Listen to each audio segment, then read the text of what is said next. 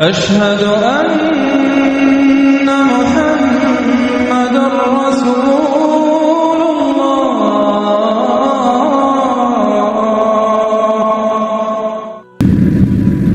الحمد لله وكفى والصلاة والسلام على عباده الذين اصطفى خصوصا على أفضلهم وخاتم النبيين محمد الأمين وعلى آله وصحبه أجمعين. أما بعد فقد قال الله تبارك وتعالى كما ورد في سورة لقمان: أعوذ بالله من الشيطان الرجيم بسم الله الرحمن الرحيم ولقد آتينا لقمان الحكمة أن اشكر لله ومن يشكر فإنما يشكر لنفسه ومن كفر فإن الله غني حميد. وإذ قال لقمان لابنه وهو يعظه يا بني لا تشرك بالله إن الشرك لظلم عظيم. ووصينا الإنسان بوالديه حملته أمه وهنا على وهن وفصاله في عامين أن اشكر لي ولوالديك إلي المصير. وإن جاهداك على أن تشرك بي ما ليس لك به علم فلا تطعهما وصاحبهما في الدنيا معروفا واتبع سبيل من أناب إلي ثم إلي مرجعكم فأنبئكم بما كنتم تعملون. يا بني إنها إن تك مثقال حبة من خردل فتكن في صخرة أو في السماوات أو في الأرض يأت بها الله إن الله لطيف خبير. يا بني أقم الصلاة وأمر بالمعروف وانه عن المنكر واصبر على ما أصابك إن ذلك من عزم الأمور. ولا تصعر خدك للناس ولا تمش في الأرض مرحا إن الله لا يحب كل مختال فخور. واقصد في مشيك واغضض من صوتك إن أنكر الأصوات لصوت الحمير. صدق الله العظيم. رب اشرح لي صدري ويسر لي أمري واحلل عقدة من لساني يفقهوا قولي. اللهم ربنا ألهمنا رشدنا وأعذنا من شرور أنفسنا. اللهم أرنا الحق حقا وارزقنا اتباعه وأرنا الباطل باطلا وارزقنا اجتنابه. آمین یا رب العالمین. معزز حاضرین اور محترم خواتین، السلام علیکم ورحمۃ اللہ وبرکاتہ. ہماری آج کی گفتگو کا عنوان اور موضوع مشکلات القرآن میں سے ہے. ہمارے دین کے گہرے فہم سے تعلق رکھنے والا ہے. آیا ایمان کل کا کل کسی نبی کے ان امور ایمانی کی اطلاع دینے پر منحصر ہے، یا اس ایمان کی کوئی جڑ عقل انسانی اور فطرت انسانی میں موجود ہے؟ یہ گویا کہ ماہیت ایمان، حقیقت ایمان کے موضوع سے بہت گہرے تعلق رکھنے والا موضوع ہے. اس کے لیے سب سے پہلے ہم نے منتخب کیا ہے ایک ایسے شخص کے ذکر کو جو نہ نبی تھا نہ کسی نبی کا پیروکار تھا، صرف ایک حکیم اور دانا اور سلیم الفطرت اور سلیم العقل انسان تھا. وہ اپنے غور و فکر سے اور اپنی فطرت کے اندر چھپی ہوئی شہادتوں سے ایمان کے ضمن تک کہاں پہنچا. یہ در حقیقت اس موضوع پر ایک مثال ہے جو قرآن میں پیش کی گئی ہے. حضرت لقمان عرب میں مشہور تھے، ایک بہت دانا اور حکیم انسان. ان کے مقولے مشہور تھے، انہیں کوٹ کیا جاتا تھا. جیسے آپ دیکھتے ہیں میں اپنے خطابات میں علامہ اقبال کو کوٹ کرتا ہوں، ایسے ہی ان کو بھی کوٹ کیا جاتا تھا، ان کے اقوال افعال. لیکن وہ عرب نہیں تھے. وہ نوبیا ایک علاقہ ہے کہ جو موجودہ سوڈان اور مصر کی سرحد کے قریب، حصہ سوڈان کا ہے لیکن مصر کے سرحد کے ساتھ ملے، وہاں کے رہنے والے انسان تھے. سوسائٹی کے کسی اونچے طبقے سے تعلق نہیں تھا، پیشے کے اعتبار سے بڑھئی تھے، کارپینٹر تھے. لیکن اللہ تعالیٰ جس کو چاہے حکمت سے نواز دے. وَمَن يُؤْتَ الْحِكْمَةَ فَقَدْ أُوتِيَ خَيْرًا كَثِيرًا. جس کو اللہ تعالیٰ حکمت عطا کر دے اس کو تو گویا خیر کثیر عطا کر دیا گیا. شاہ ولی اللہ دہلوی رحمۃ اللہ علیہ کی ایک تالیف کا نام خیر کثیر بھی ہے، جیسے حجت اللہ البالغہ ان کی مشہور ترین کتاب ہے. تو خیر کثیر کیا ہے؟ حکمت. اس پہلو سے جیسا کہ میں عظمت قرآن کے ضمن میں عرض کر چکا ہوں کہ تعلیم و تربیت نبوی علی صاحب الصلاۃ والسلام کا جو ٹاپ کا درجہ ہے وہ تعلیم حکمت ہے. یتلو علیہم آیاتہ ویزکیہم ویعلمہم الکتاب والحکمہ. حضرت لقمان کو اللہ تعالیٰ نے حکمت عطا کی. اسی طرح حضرت یحییٰ کے بارے میں آتا ہے وآتیناہ الحکمہ صبیہ، ہم نے اسے بچپن ہی میں حکمت عطا کر دی تھی. یہ جو حضرت لقمان ہے، میں نے ان کے ضمن میں دو لفظ استعمال کیے ہیں، سلیم الفطرت سلیم العقل. پہلے ان کو ڈیفائن کر لیجیے. انسان میں ایک عقل ہے اور یہ ہمارے وجود حیوانی کا حصہ ہے. تمام حیوانات میں عقل ہے، تھوڑی ہے، کم ہے، لیکن ہے. انسان میں یہ عقل ترقی کرتے ہوئے بہت بلندی پر پہنچی ہے. اسی عقل کا ظہور ہوا ہے بڑے بڑے فلسفیوں کی شکل میں. سقراط، افلاطون، ارسطو کون تھے؟ تو عقل جو ہے یہ خود اپنی جگہ پر ایک روشنی ہے، لیکن یہ انتہائی مقصود تک نہیں پہنچا سکتی. اس کی لمیٹیشنز ہیں. اقبال کہتا ہے گزر جا عقل سے آگے کہ یہ نور چراغ راہ ہے، منزل نہیں ہے. یہ راستہ تو دکھاتی ہے لیکن منزل تک نہیں پہنچا سکتی. دوسری طرف لفظ فطرت ہے. فطرت کسے کہتے ہیں؟ فطرت کا تعلق انسان کے روحانی وجود سے ہے. یہ روحانی وجود جو ہے اپنے اندر کچھ گواہیاں لیے ہوئے ہے. اس وجود کے اندر اللہ کی معرفت اور اللہ کی محبت موجود ہے، لیکن پوٹینشل فارم میں ہے، بالقوہ ہے. اس کا ظہور ایک پروسیس سے ہوتا ہے. اس پروسیس پر ہم بعد میں آج گفتگو کریں گے انشاءاللہ. ابھی صرف ان دونوں اصطلاحات کو پہچان لیجیے.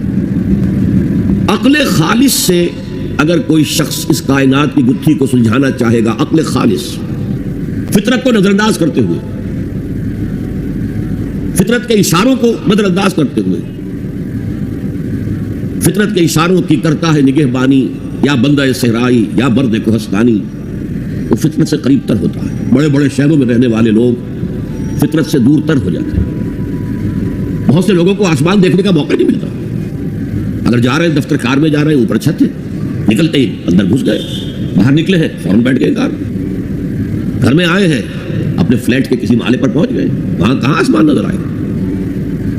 تو جتنا جتنا تمدن آگے بڑھا فطرت سے دور ہوتا چلا گیا.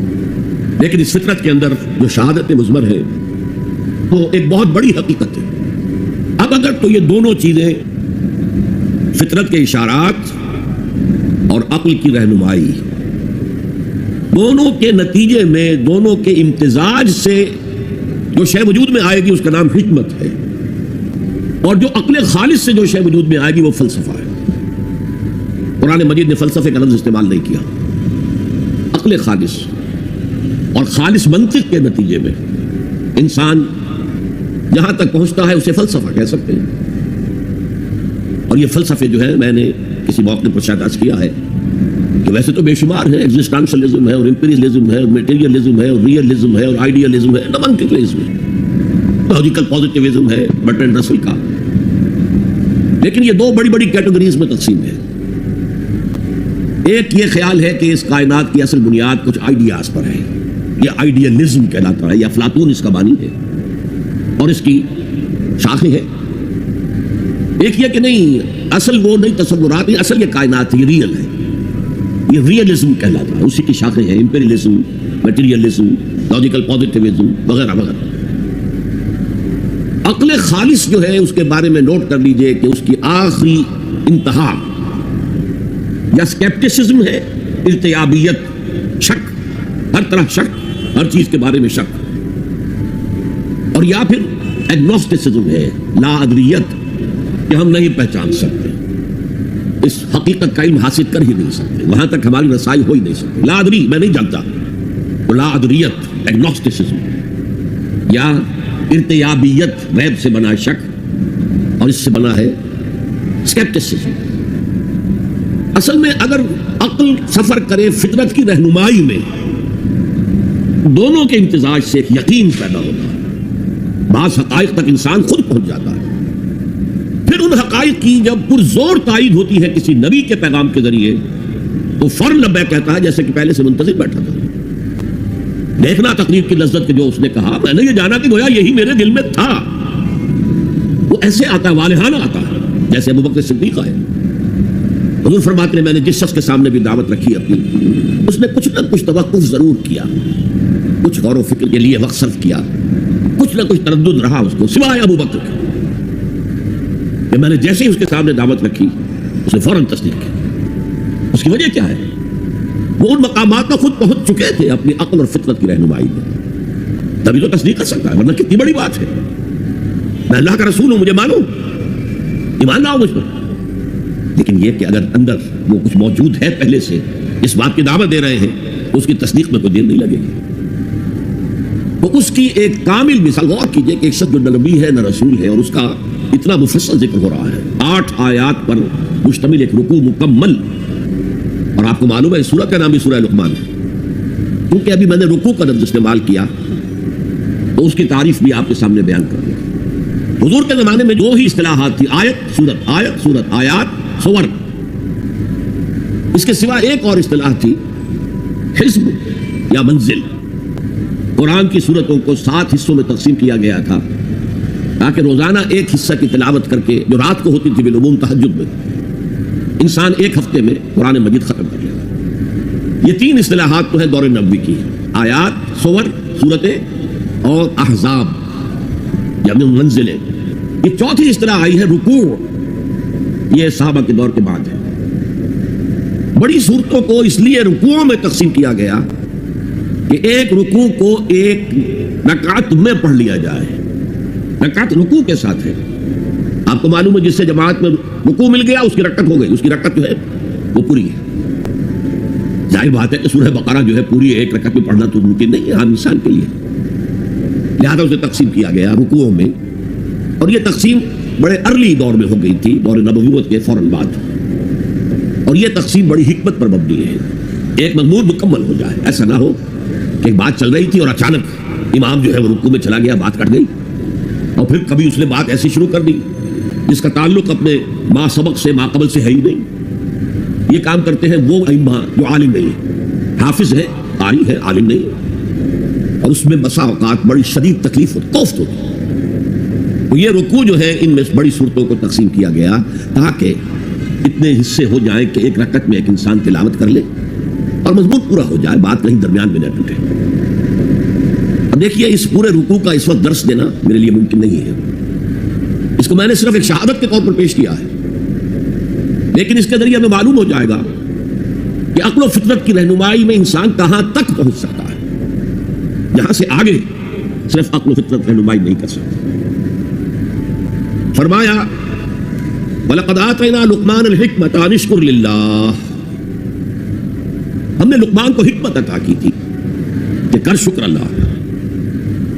گویا کہ حکمت کا لازمی نیسیسری تقاضا نتیجہ اللہ کا شکر ہے. اب اس میں دیکھیے 2 چیزیں مل گئی، شکر اور اللہ کا شکر. کس کا شکر؟ ایک کا تعلق فطرت سے ہے. آپ کی فطرت کے اندر یہ شے مضمر ہے، انہیرنٹ ہے کہ اگر کوئی آپ کے ساتھ کوئی خیر کرے، بھلائی کرے، آپ کی کسی ضرورت کو پورا کرے تو اس کے لیے ایک جذبہ تشکر پیدا ہو، جذبہ امتنان قلب میں پیدا ہو. اور آپ اگر کلچرڈ انسان ہیں تو آپ پھر اسے زبان سے بھی ادا کریں گے، جناب آپ کا بہت شکریہ، آپ نے میری یہ ضرورت پوری کی. شکر فطرت انسانی کی صحت کی علامت ہے، جس کو میں نے کہا سلیم الفطرت. یہاں تک کہ یہ حیوانات میں موجود ہے. آپ کسی پیاسے جانور کے سامنے پانی کی بالٹی رکھ کے، اب وہ دیکھیے جب وہ اپنی پیاس بجھا کر نگاہیں اٹھا کر آپ کو دیکھے گا تو اس کی آنکھوں کے اندر جذبہ تشکر جو ہے جھلکتا ہوا صاف نظر آ جائے. تو فطرت کا تقاضا ہے، فطرت کی صحت کا تقاضا ہے کہ جذبہ تشکر موجود ہے. عقل کا تقاضا یہ ہے کہ اس ہستی کو پہچانے جس کے لیے کہ شکر ہے. سب سے پہلے آپ کو معلوم ہے جیسے کہ آگے چل کر آیا انشکر لی ولوالدیک، سب سے پہلا شکر جو انسان میں ہوتا ہے وہ اپنے والدین کے لیے ہوتا ہے. پالا پوسا، تکلیفیں اٹھائیں، اپنا پیٹ کاٹا اور ہمیں کھلایا، اپنی نیند جو ہے کھوئی، لیکن ہمارے اگر کوئی ہماری تکلیف لاحق تھی تو اس کا بداوا کرتے رہے. اس سے آگے انسان سوچتا رہا اس ہوا سے مجھے بہت فائدہ ہوتا ہے، یہ آگ میرے لیے بہت مفید ہے. سب سے بڑھ کر یہ سورج ہے. تو ان کے لیے بھی ایک جذبہ تشکر ابھرا. لیکن ایک شکر تو اس ہستی کا ہوتا ہے جس کو انسان خود بھی کوئی بدلہ دے سکے. هل جزاء الاحسان الا الاحسان. والدین کے تشکر کا آپ حق ادا کر سکیں گے اگر بوڑھے والدین آپ کے پاس ہوں. اما یبلغن عندک الکبر احدهما او کلاهما فلا تقل لهما اف ولا تنهرهما وقل لهما قولا کریما واخفض لهما جناح الذل من الرحمة وقل رب ارحمهما كما ربياني صغيرا. اور اگر تمہارے پاس تمہارے والدین میں سے کوئی ایک یا دونوں بڑھاپے کی عمر کو پہنچ ہی جائے تو دیکھنا کبھی انہیں اف تک نہ کہنا,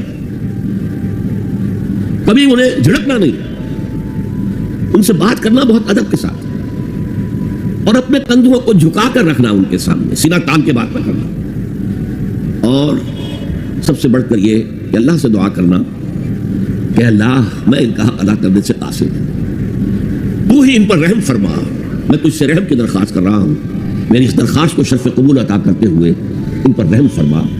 یہ گویا کہ آخری ہے وَقُلْ رَبِّ ارْحَمْهُمَا كَمَا رَبَّيَانِي صَغِيرًا. بہرحال بڑھاپے میں خدمت کی ہے تو کچھ نہ کچھ تو حق ادا کیا ہے. لیکن اگر کسی ایسے شے کا معاملہ ہے, میں بہت زیادہ وقت نہیں دینا چاہتا اور درمیانی کڑیاں بھی بیان کرتا. سورج ہے اس کی ساری حرارت سے یہ سارا نظام چل رہا ہے. یہ بھی کہتے ہیں سورج ہی کا ٹوٹا ہوا ٹکڑا ہے یہ زمین, اسی سورج کی حرارت سے فصلیں پکتی ہیں, اسی سورج کا عمل تو ہے جو پانی کو بخارات بنا کر اٹھا رہا ہے سمندر سے, اسی سورج کے اتار چڑھاؤ سے ہواؤں کا نظام ہے, اسی سولر انرجی کو توارے درخت جو ہے جذب کر رہے ہیں اور ان کی لکڑی کو جلا کر وہی سولر انرجی ان سے تم نکال لیتے ہو. گویا کہ انسانی زندگی کا جہاں تک انسان سوچ سکتا ہے وہ دار و مدار سورج پر ہے. لیکن سورج کا شکریہ کیسے ادا کریں, اس کے ساتھ کیا احسان کریں, کیا بھلائی کریں, کیا خدمت کریں. لیکن اگر نہ کیا جا سکے تو آدمی سر ٹیک دیتا ہے, تعظیم کرتا ہے, یہیں سے شکر بڑھ کر عبادت کی شکل اختیار کرتا ہے. اور آپ کو معلوم ہے پوری دنیا میں اللہ کے سوا سب سے زیادہ جس کو پوجا گیا ہے وہ سورج ہے. لیکن عقل کی ایک چھلانگ اور ہے, صرف ایک چھلانگ. یہ سورج اور چاند تو ایک نظام میں جکڑے ہوئے معلوم ہوتے ہیں, ہر روز ایک ہی نظام سے معاملہ چل رہا ہے. کوئی اور ہے جس کے نظام میں یہ جکڑے ہوئے ہیں. یہ ایک چھلانگ ہے. یہی چھلانگ لگائی حضرت ابراہیم علیہ السلام نے, تارا ستارہ چاند سورج سب کی نفی کر کے انی وجہت وجہی للذی فطر السماوات والارض حنیفا وما انا من المشرکین. یہ ہے عقل کا معاملہ. فطرت شکر کا جذبہ ہے. عقل اس ہستی کو پہچان لینا کہ جو تمام ہماری نعمتوں کا عطا کرنے والا ہے. انشکر للہ, شکر کر اللہ کا. ومن یشکر فانما یشکر لنفسہ, اور جو کوئی شکر کرتا ہے اللہ کا وہ اپنے ہی بھلے کو کرتا ہے. کیوں؟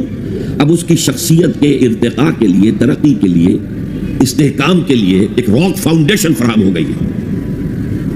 اس کی شخصیت کا ارتقاء ہوگا, اس کی شخصیت بنے گی, اس کی خودی توانا ہوگی. ومن کفر, اب یہاں پہچانیے لفظ کفر کو, یہ شکر کے مقابلے میں آ رہا ہے.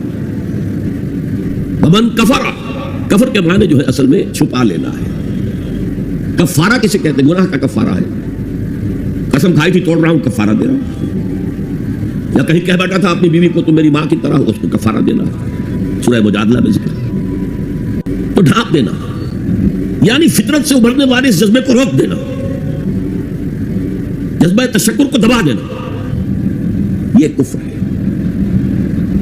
اور اس کے ساتھ ایک لفظ جو بہت عام آتا ہے, الذین کفروا وکذبوا بآیاتنا. کفر تو خود اس نے کیا ہے, اس کے اندر فطرت جو تھی اس فطرت کو اس نے دبایا ہے. سیکنڈریلی جب رسول کی دعوت سامنے آئی ہے, آیات سامنے آئی, ان کا انکار کیا ہے, تکذیب کی. یہ دو چیزیں ایک نہیں ہے, ہم مانی نہیں ہے. یہ ایسا نہیں ہے کہ جیسے گورا چٹا یہ گویا کہ ایک ہی مفہوم کے لیے دو الفاظ ہیں. نہیں نہیں, کفر اور شے ہے, تکذیب بالکل دوسری شے ہے, جھٹلا دینا. ومن کفر فإن اللہ غنی حمید, تو اللہ تعالیٰ تو غنی ہے, اسے کوئی احتیاج نہیں ہے کہ کوئی اس کی تعریف کرے نہ کرے, اس کا کوئی شکر ادا کرے نہ کرے. وہ حمید ہے, اپنی ذات میں خود ستودہ صفات ہے, خود محمود ہے, کوئی حمد کرے نہ کرے. البتہ حمد کے معنی یہاں سمجھ لیجئے, حمد شکر اور ثنا دونوں سے مل کر بنتا ہے. الحمدللہ، کل ثنا بھی اللہ کے لیے ہے اور کل شکر بھی اللہ کے لیے۔ انشکر للہ ومن یشکر فانما یشکر لنفسہ ومن کفر فان اللہ غنی حمید۔ اسی کے ساتھ عقل ایک قدم آگے بڑھتی ہے۔ وَإِذْ قَالَ لُقْمَانُ لِابْنِهِ وَهُوَ يَعِظُهُ يَا بُنَيَّ لَا تُشْرِكْ بِاللَّهِ۔ ذرا یاد کرو جب کہ کہا تھا لقمان نے اپنے بیٹے سے، اور وہ اسے واعظ کہہ رہے تھے، نصیحت کر رہے تھے۔ عام طور پر یہی خیال ہے کہ یہ انتقال کے وقت کی نصیحت اور وصیت تھی۔ اب ظاہر بات ہے کہ انسان اپنے انتقال کے وقت اپنے بیٹے کو وہی باتیں بتائے گا جو اہم ترین ہے اس کے نزدیک، اس کی زندگی کا حاصل ہے۔ دولت مند شخص اپنے دولت کا حساب بتائے گا، کہاں کہاں کس کس شکل میں ہے۔ حکیم انسان کے لیے اس کی حکمت ہی اس کا اصل خزانہ ہے، دولت ہے۔ اس حکمت کا خلاصہ اور لب لباب ہے جو حضرت لقمان منتقل کر رہے ہیں اپنے بیٹے کو۔ اسی کو اقبال نے کہا تھا کہ یہی ہے متاع فقیر، میرے قافلے میں لٹا دے اسے، لٹا دے ٹھکانے لگا دے اسے۔ میرے پاس جو حکمت ہے، جو بھی میں نے قرآن سے اخذ کی ہے حکمت، یہی کچھ ہے۔ ساقی متاع فقیر، اس ہے ساقی متاع فقیر، یہی کچھ ہے۔ میرے قافلے میں لٹا دے اسے، لٹا دے ٹھکانے لگا دے اسے۔ اب حضرت لقمان کیا کہہ رہے ہیں؟ پہلی وصیت، پہلی نصیحت، اللہ کے ساتھ شرک نہ کرنا۔ یہ بھی عقل کا تقاضا ہے۔ یہ پورا نظام کائنات کا اتنا مرکزیت لیے ہوئے ہے، اس کے اجزاء آپس میں اس طرح مربوط ہیں کہ یہاں کنٹرول کسی ایک ہی ہستی کا چل سکتا ہے، دو کا نہیں۔ دو کا ہوگا لفسدتا، اللہ کے سوا بھی کوئی الہ ہوتا تو کائنات میں فساد ہو جاتا ہے۔ ایک کی مرضی یہ ہے، دوسرے کی یہ ہے۔ قرآن میں یہ بھی آیا ہے کہ پھر ہر جو الہ، ہر خالق اپنی شے لے کے علیحدہ ہو جائے گا۔ ایک ہستی ہے جو اس کائنات کو کنٹرول کر رہی ہے، ایک ذہن ہے جو اس کائنات میں کار فرما ہے، ایک حکمت ہے جو اس پوری کریشن کی پشت پر ہے۔ ایک قل هو اللہ احد، یہ ہے حکمت کا دوسرا نتیجہ عقل کے اعتبار سے۔ لا تشرک باللہ، اب یہاں میں شرک کی اقسام نہیں بیان کر سکتا۔ ان الشرک لظلم عظیم، یقیناً شرک بہت بڑی زیادتی ہے، بہت بڑا ظلم ہے۔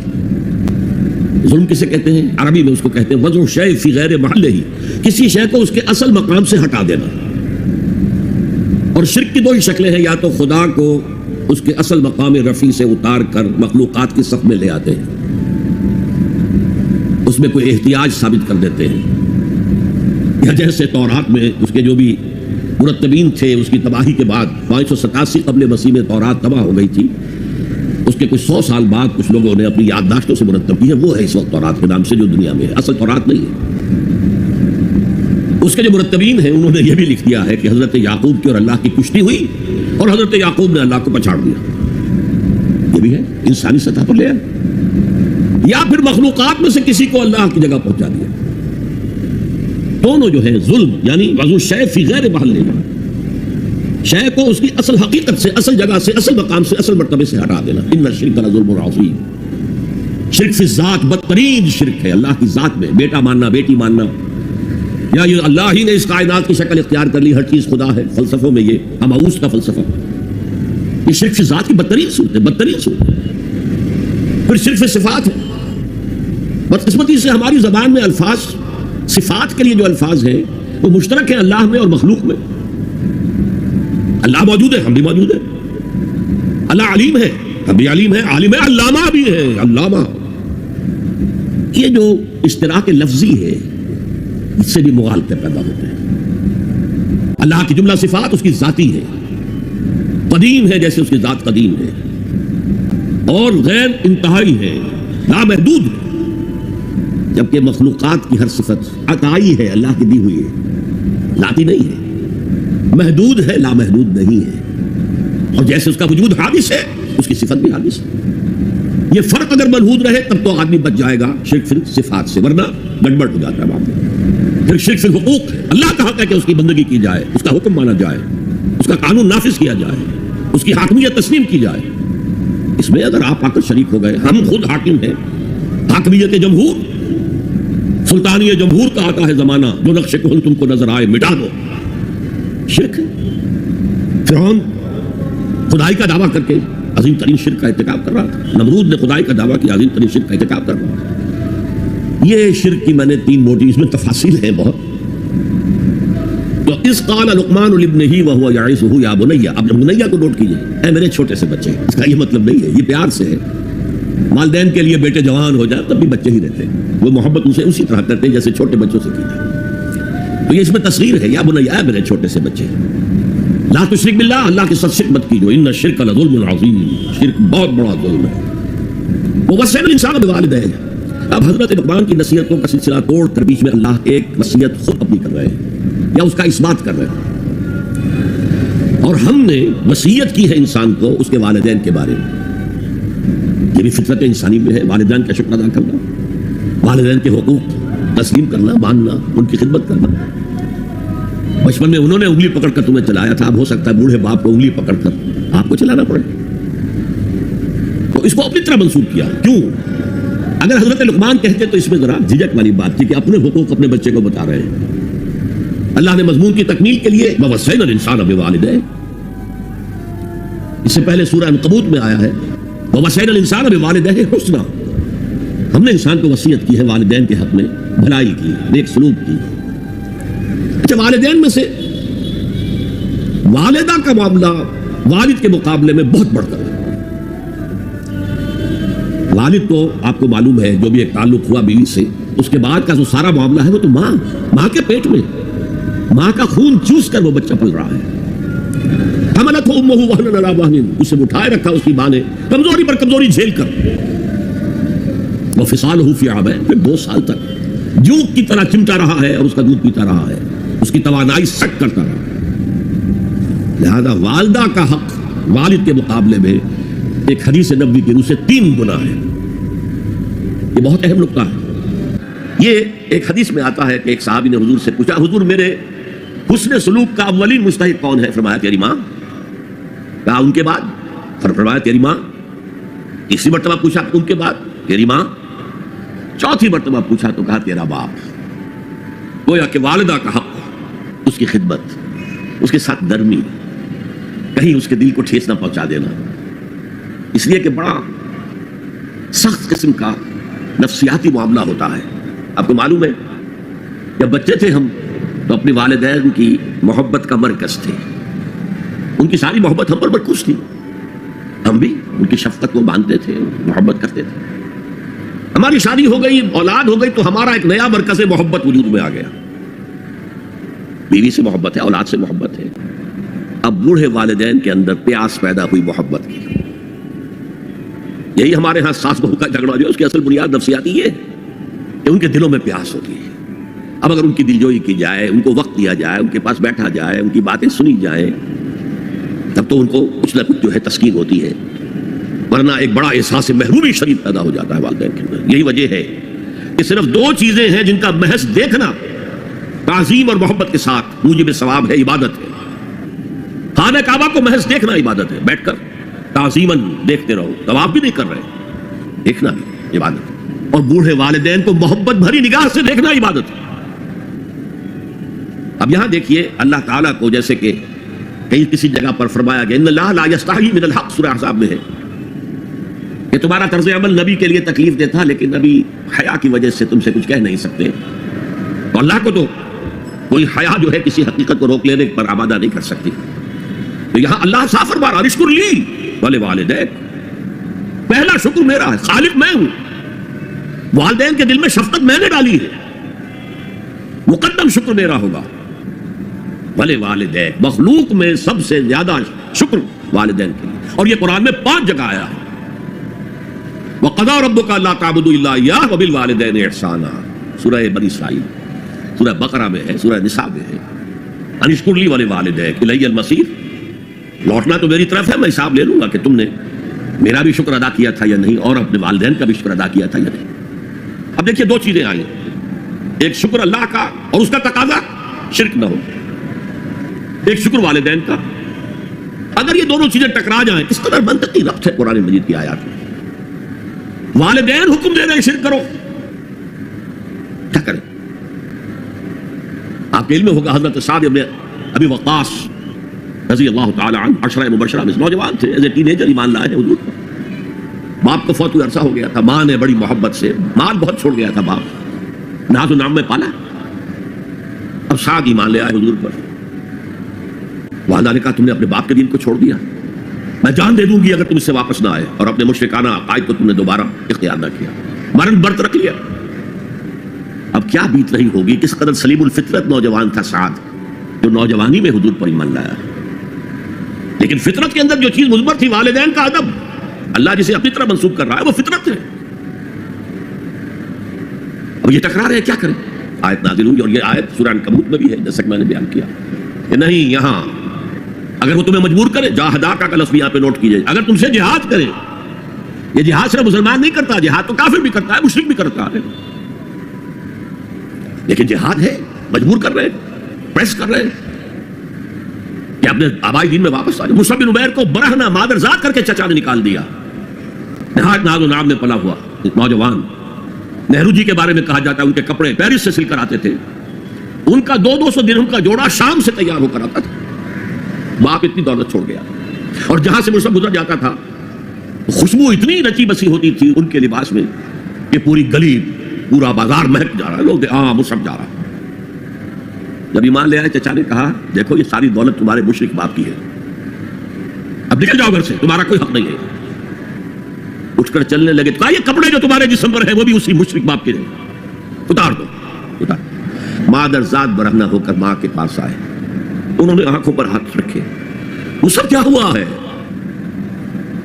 کہا ماں میں موحد ہو گیا، یہ ہے توحید۔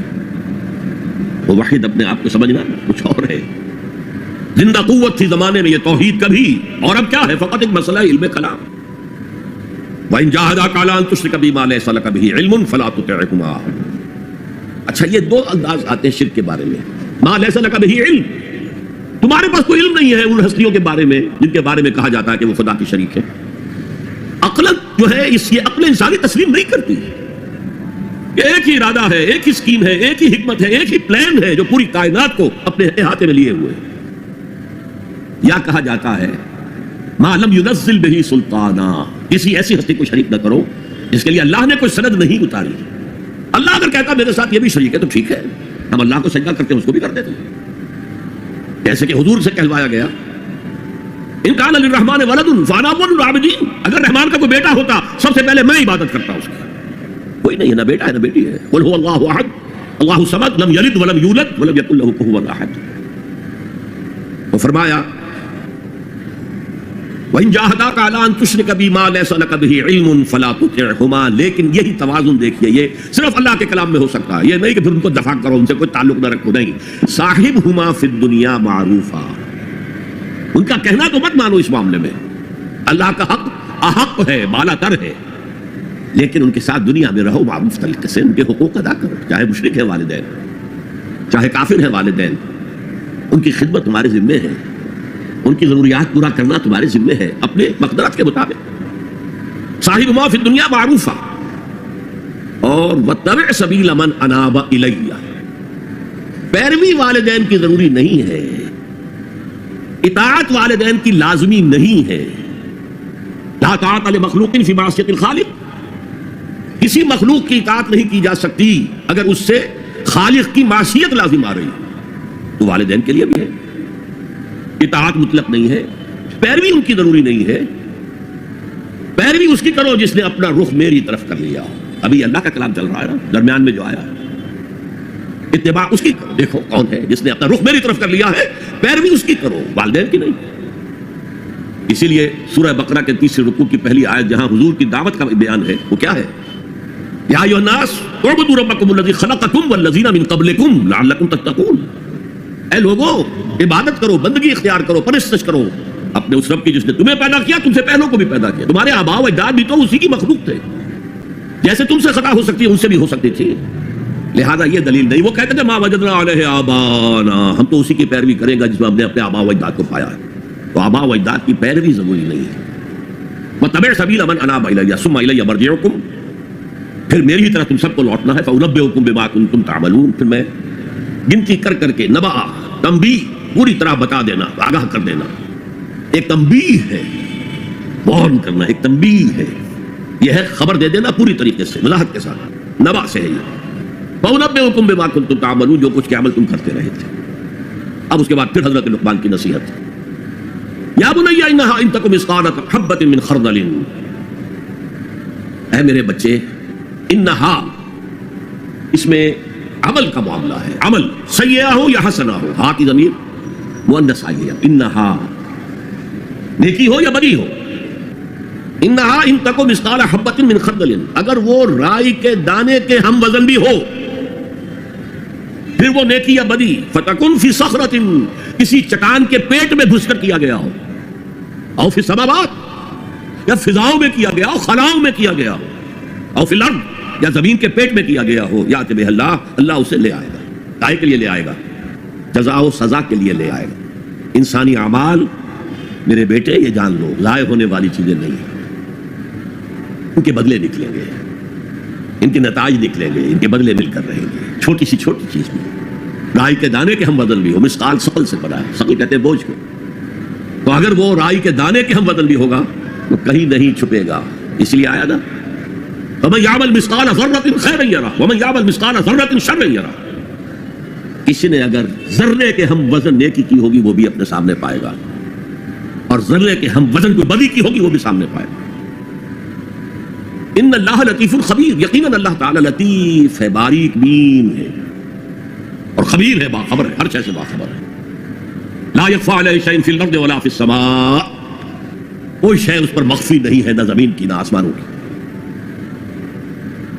تیسری نصیحت، یا بنی اقم الصلاۃ وامر بالمعروف وانہی عن المنکر واصبر علی ما اصابک، اے میرے بچے نماز قائم رکھ۔ اب نماز سے مراد کون سی نماز ہے؟ آپ اس سے اپنی نماز نہ سمجھیے، ہم سے پہلے بنی اسرائیل کے اندر کچھ اور نماز کی شکل تھی، ہمیں کچھ اور نماز کی شکل دی گئی ہے، ہمیں نماز کے اوقات اور دیے گئے، ہم کے کچھ اور تھے، لیکن کیا ہے مشترک؟ اللہ کے ساتھ ایک لو لگانے کی شکل ہے، اللہ کے ساتھ تجدید عہد کرتے رہنا، اللہ تعالیٰ کے ساتھ ایک تعلق قلبی اور ایک ربط ذہنی برقرار رکھنے کا کوئی نظام ہونا چاہیے، وہ ستون مانو اسے، الصلاۃ عماد الدین، تو نماز قائم رکھ، میں نے ترجمہ رکھ کیا ہے، کر نہیں، ظاہر بات ہے کہ لقمان بھی نماز پڑھتے ہوں گے، جو بھی نماز تھی ان کی، اور یقیناً ان کا بیٹا بھی پڑھتا ہوگا، اس لیے یہاں نماز قائم کر کی بجائے بہتر ترجمہ ہے نماز قائم رکھ۔ وامر بالمعروف وانہی عن المنکر، اب پھر فطرت کا معاملہ آ گیا، فطرت انسانی واقف ہے کہ یہ شر ہے یہ خیر ہے، جسے میں نے اس سے پہلے کہا ہے کئی مرتبہ، بیسک ہیومن موریلٹی جو پوری انسانیت کی میراث ہے، ہر مذہب میں وہی ہے، اسی کی بنیاد پر کچھ لوگ ڈیولپ کرتے ہیں فلسفہ وحدت ادیان، لیکن وہ بات درست نہیں ہے۔ البتہ یہ کہ جہاں تک بنیادی اخلاقی تعلیمات ہیں وہ مشترک ہیں، وہ انسانوں کی مشترک میراث ہے، جھوٹ مت بولو، سچ بولو، وعدہ خلافی نہ کرو، وعدہ پورا کرو، راہ میں کوئی بھٹک رہا ہو تو راستہ دکھاؤ، کوئی اندھا ہے تو انگلی پکڑ کر اسے سڑک پار کراؤ، یہ فطرت انسانی ہے۔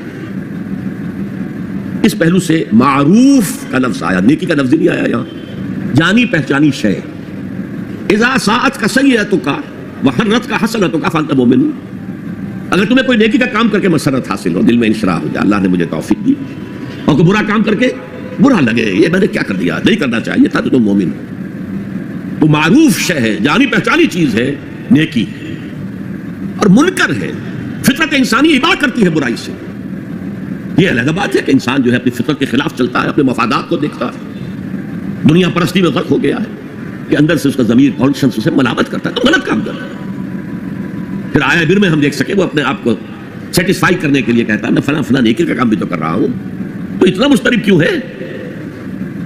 یہ سارا معاملہ معروف منکر، یا بنی اقم الصلاۃ وامر بالمعروف وانہی عن المنکر، اے میرے بچے نماز قائم رکھیو، انتقال کے وقت کی یہ وصیت ہے، اور نیکی کا حکم دیتا رہیو، معروف شے کا پرچار کریو، یہ وہی مضمون آ گیا سورۃ العصر کا، والعصر ان الانسان لفی خسر الا الذین آمنوا وعملوا الصالحات وتواصوا بالحق وتواصوا بالصبر، یا بنی اقم الصلاۃ، یہ عمل صالح، شرک سے بچ گئے یہ ایمان ہے، توحید ہے، وامر بالمعروف وانہی عن المنکر، حکم دے نیکی کا، بھلائی کا، معروف کا، اور روک منع کر منکر سے، اس سے اباح کرتی ہے انسان کی فطرت، جس میں وہ جانتی ہے کہ یہ کام اچھا نہیں ہے، وَاصْبِرْ عَلَىٰ مَا أَصَابَكَ، وہ صبر بھی آ گیا، وَتَوَاصَوْا بِالصَّبْرِ، اور پھر جو بیتے اس پر صبر کیجو.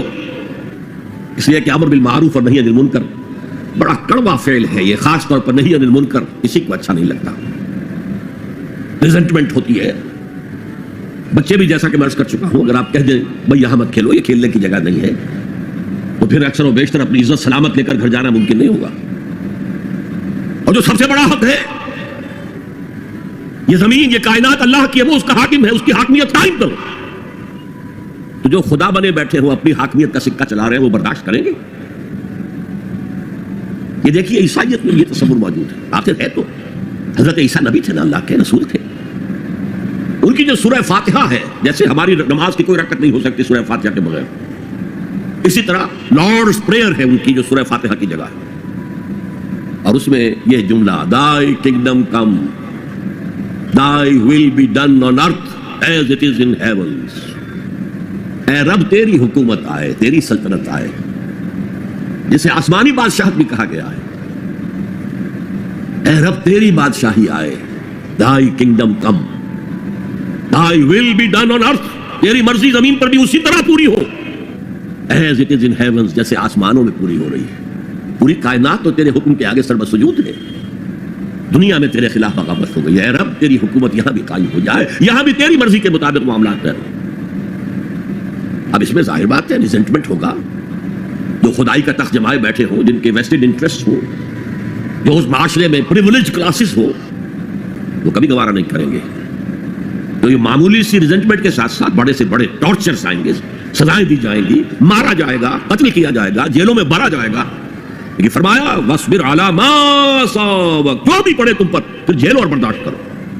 إِنَّ ذَلِكَ مِنْ عَزْمِ الْأُمُورِ، یہ بڑے عظیمت کے کاموں میں سے ہے.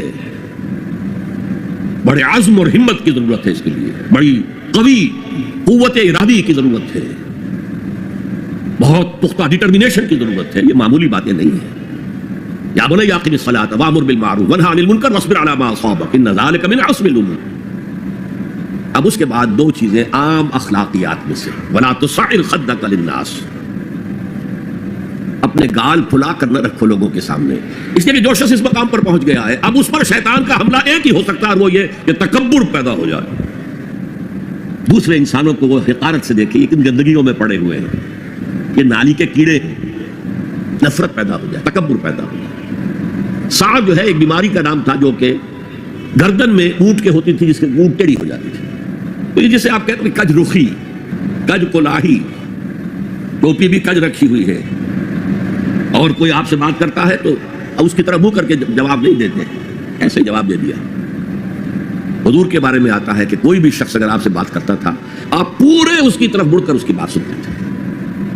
یہ نہیں کہ بے اعتنائی کے ساتھ بس بات سنی ہے. وَلَا تُصَعِّرْ خَدَّكَ لِلنَّاسِ وَلَا تَمْشِ فِي الْأَرْضِ مَرَحًا، اور زمین میں اترا کر نہ چلیو، اکڑ کر نہ چلیو. ان اللہ لا يحب كل مختال فخور، یقیناً اللہ کو بالکل پسند نہیں ہے. مختال بنا ہے خیل سے، اختیال. گھوڑے کی چال میں ایک تمکنت ہوتی ہے، وہ تمکنت آپ اپنی چال میں اختیار کریں گے تو وہ آپ کے غرور ذہنی کا انڈیکس ہوگا، اندر کا غرور ظاہر ہوگا. اس چال سے، گھوڑے کی تمکنت والی چال، وَلَا تَمْشِ فِي الْأَرْضِ مَرَحًا إِنَّ اللَّهَ لَا يُحِبُّ كُلَّ مُخْتَالٍ فَخُورٍ، فخر کرنے والا. علم پر فخر ہو رہا ہے، تقوی پر فخر ہو رہا ہے، مال پر فخر ہو رہا ہے، اپنے سوشل سٹیٹس پر فخر ہو رہا ہے، اللہ کو پسند نہیں. وقصد فی مشیک، اپنی چال میں میانہ روی اختیار کرو، نہ بہت تیز نہ بہت آہستہ. لیکن یہ اصل میں مراد ہے پوری زندگی میں ایک میانہ روی. اگر کوئی تنگی ہے تو بالکل ہاتھ کھینچ نہ لو، اگر کشادگی ہو گئی ہے تو اسراف اور تبذیر سے کام مت لو، میانہ روی اختیار کرو، درمیانی راستہ. اپنی چال میں، اپنی روش میں، کہہ لیجیے اپنی روش میں میانہ روی اختیار کرو. مغضوض من صوتک، اور اپنی آواز کو پست رکھو. یہاں تھوڑی سی وضاحت ضروری ہے. حدیث ہمیں یہ ملتی ہے کہ حضور جب خطبہ دیتے تھے تو الفاظ علی صوتہ، آپ کی آواز بہت بلند ہو جاتی تھی. واحمرت عیناہ، آپ کی دونوں آنکھیں سرخ ہو جاتی تھی. آپ اس طرح خطبہ دیتے تھے جیسے کوئی سپہ سالار اپنی فوج کو لڑنے پر آمادہ کر رہا. لہذا یہ وقت کی بات ہے. یہاں مراد کیا ہے؟ کسی وقت آپ کا کوئی آرگومنٹ کسی کے ساتھ ہو رہا ہے and you feel that you are losing the ground, آپ اپنی آواز بلند کر دیتے ہیں, اس کو اپنی آواز سے دبانا چاہتے ہیں. یہ نہیں. فرمایا اقصد فی مشیک وغضض من صوتک ان انکر الاصوات لصوت الحمیر. آواز کا بلند ہونا کوئی آواز کا حسن نہیں ہے. اگر ایسا ہوتا تو گدھے کی آواز بہت بلند ہوتی ہے, یہ کسی کو پسند آتی ہے. اور یہاں انکر کا لفظ آ گیا, وہی منکر, ناپسند ہونا. اس میں سے انکر افعل کے وزن پر, کبیر سے اکبر, صغیر سے اصغر, علیم سے اعلم. اب اس کا تجزیہ کیجئے ان 8 آیات کا.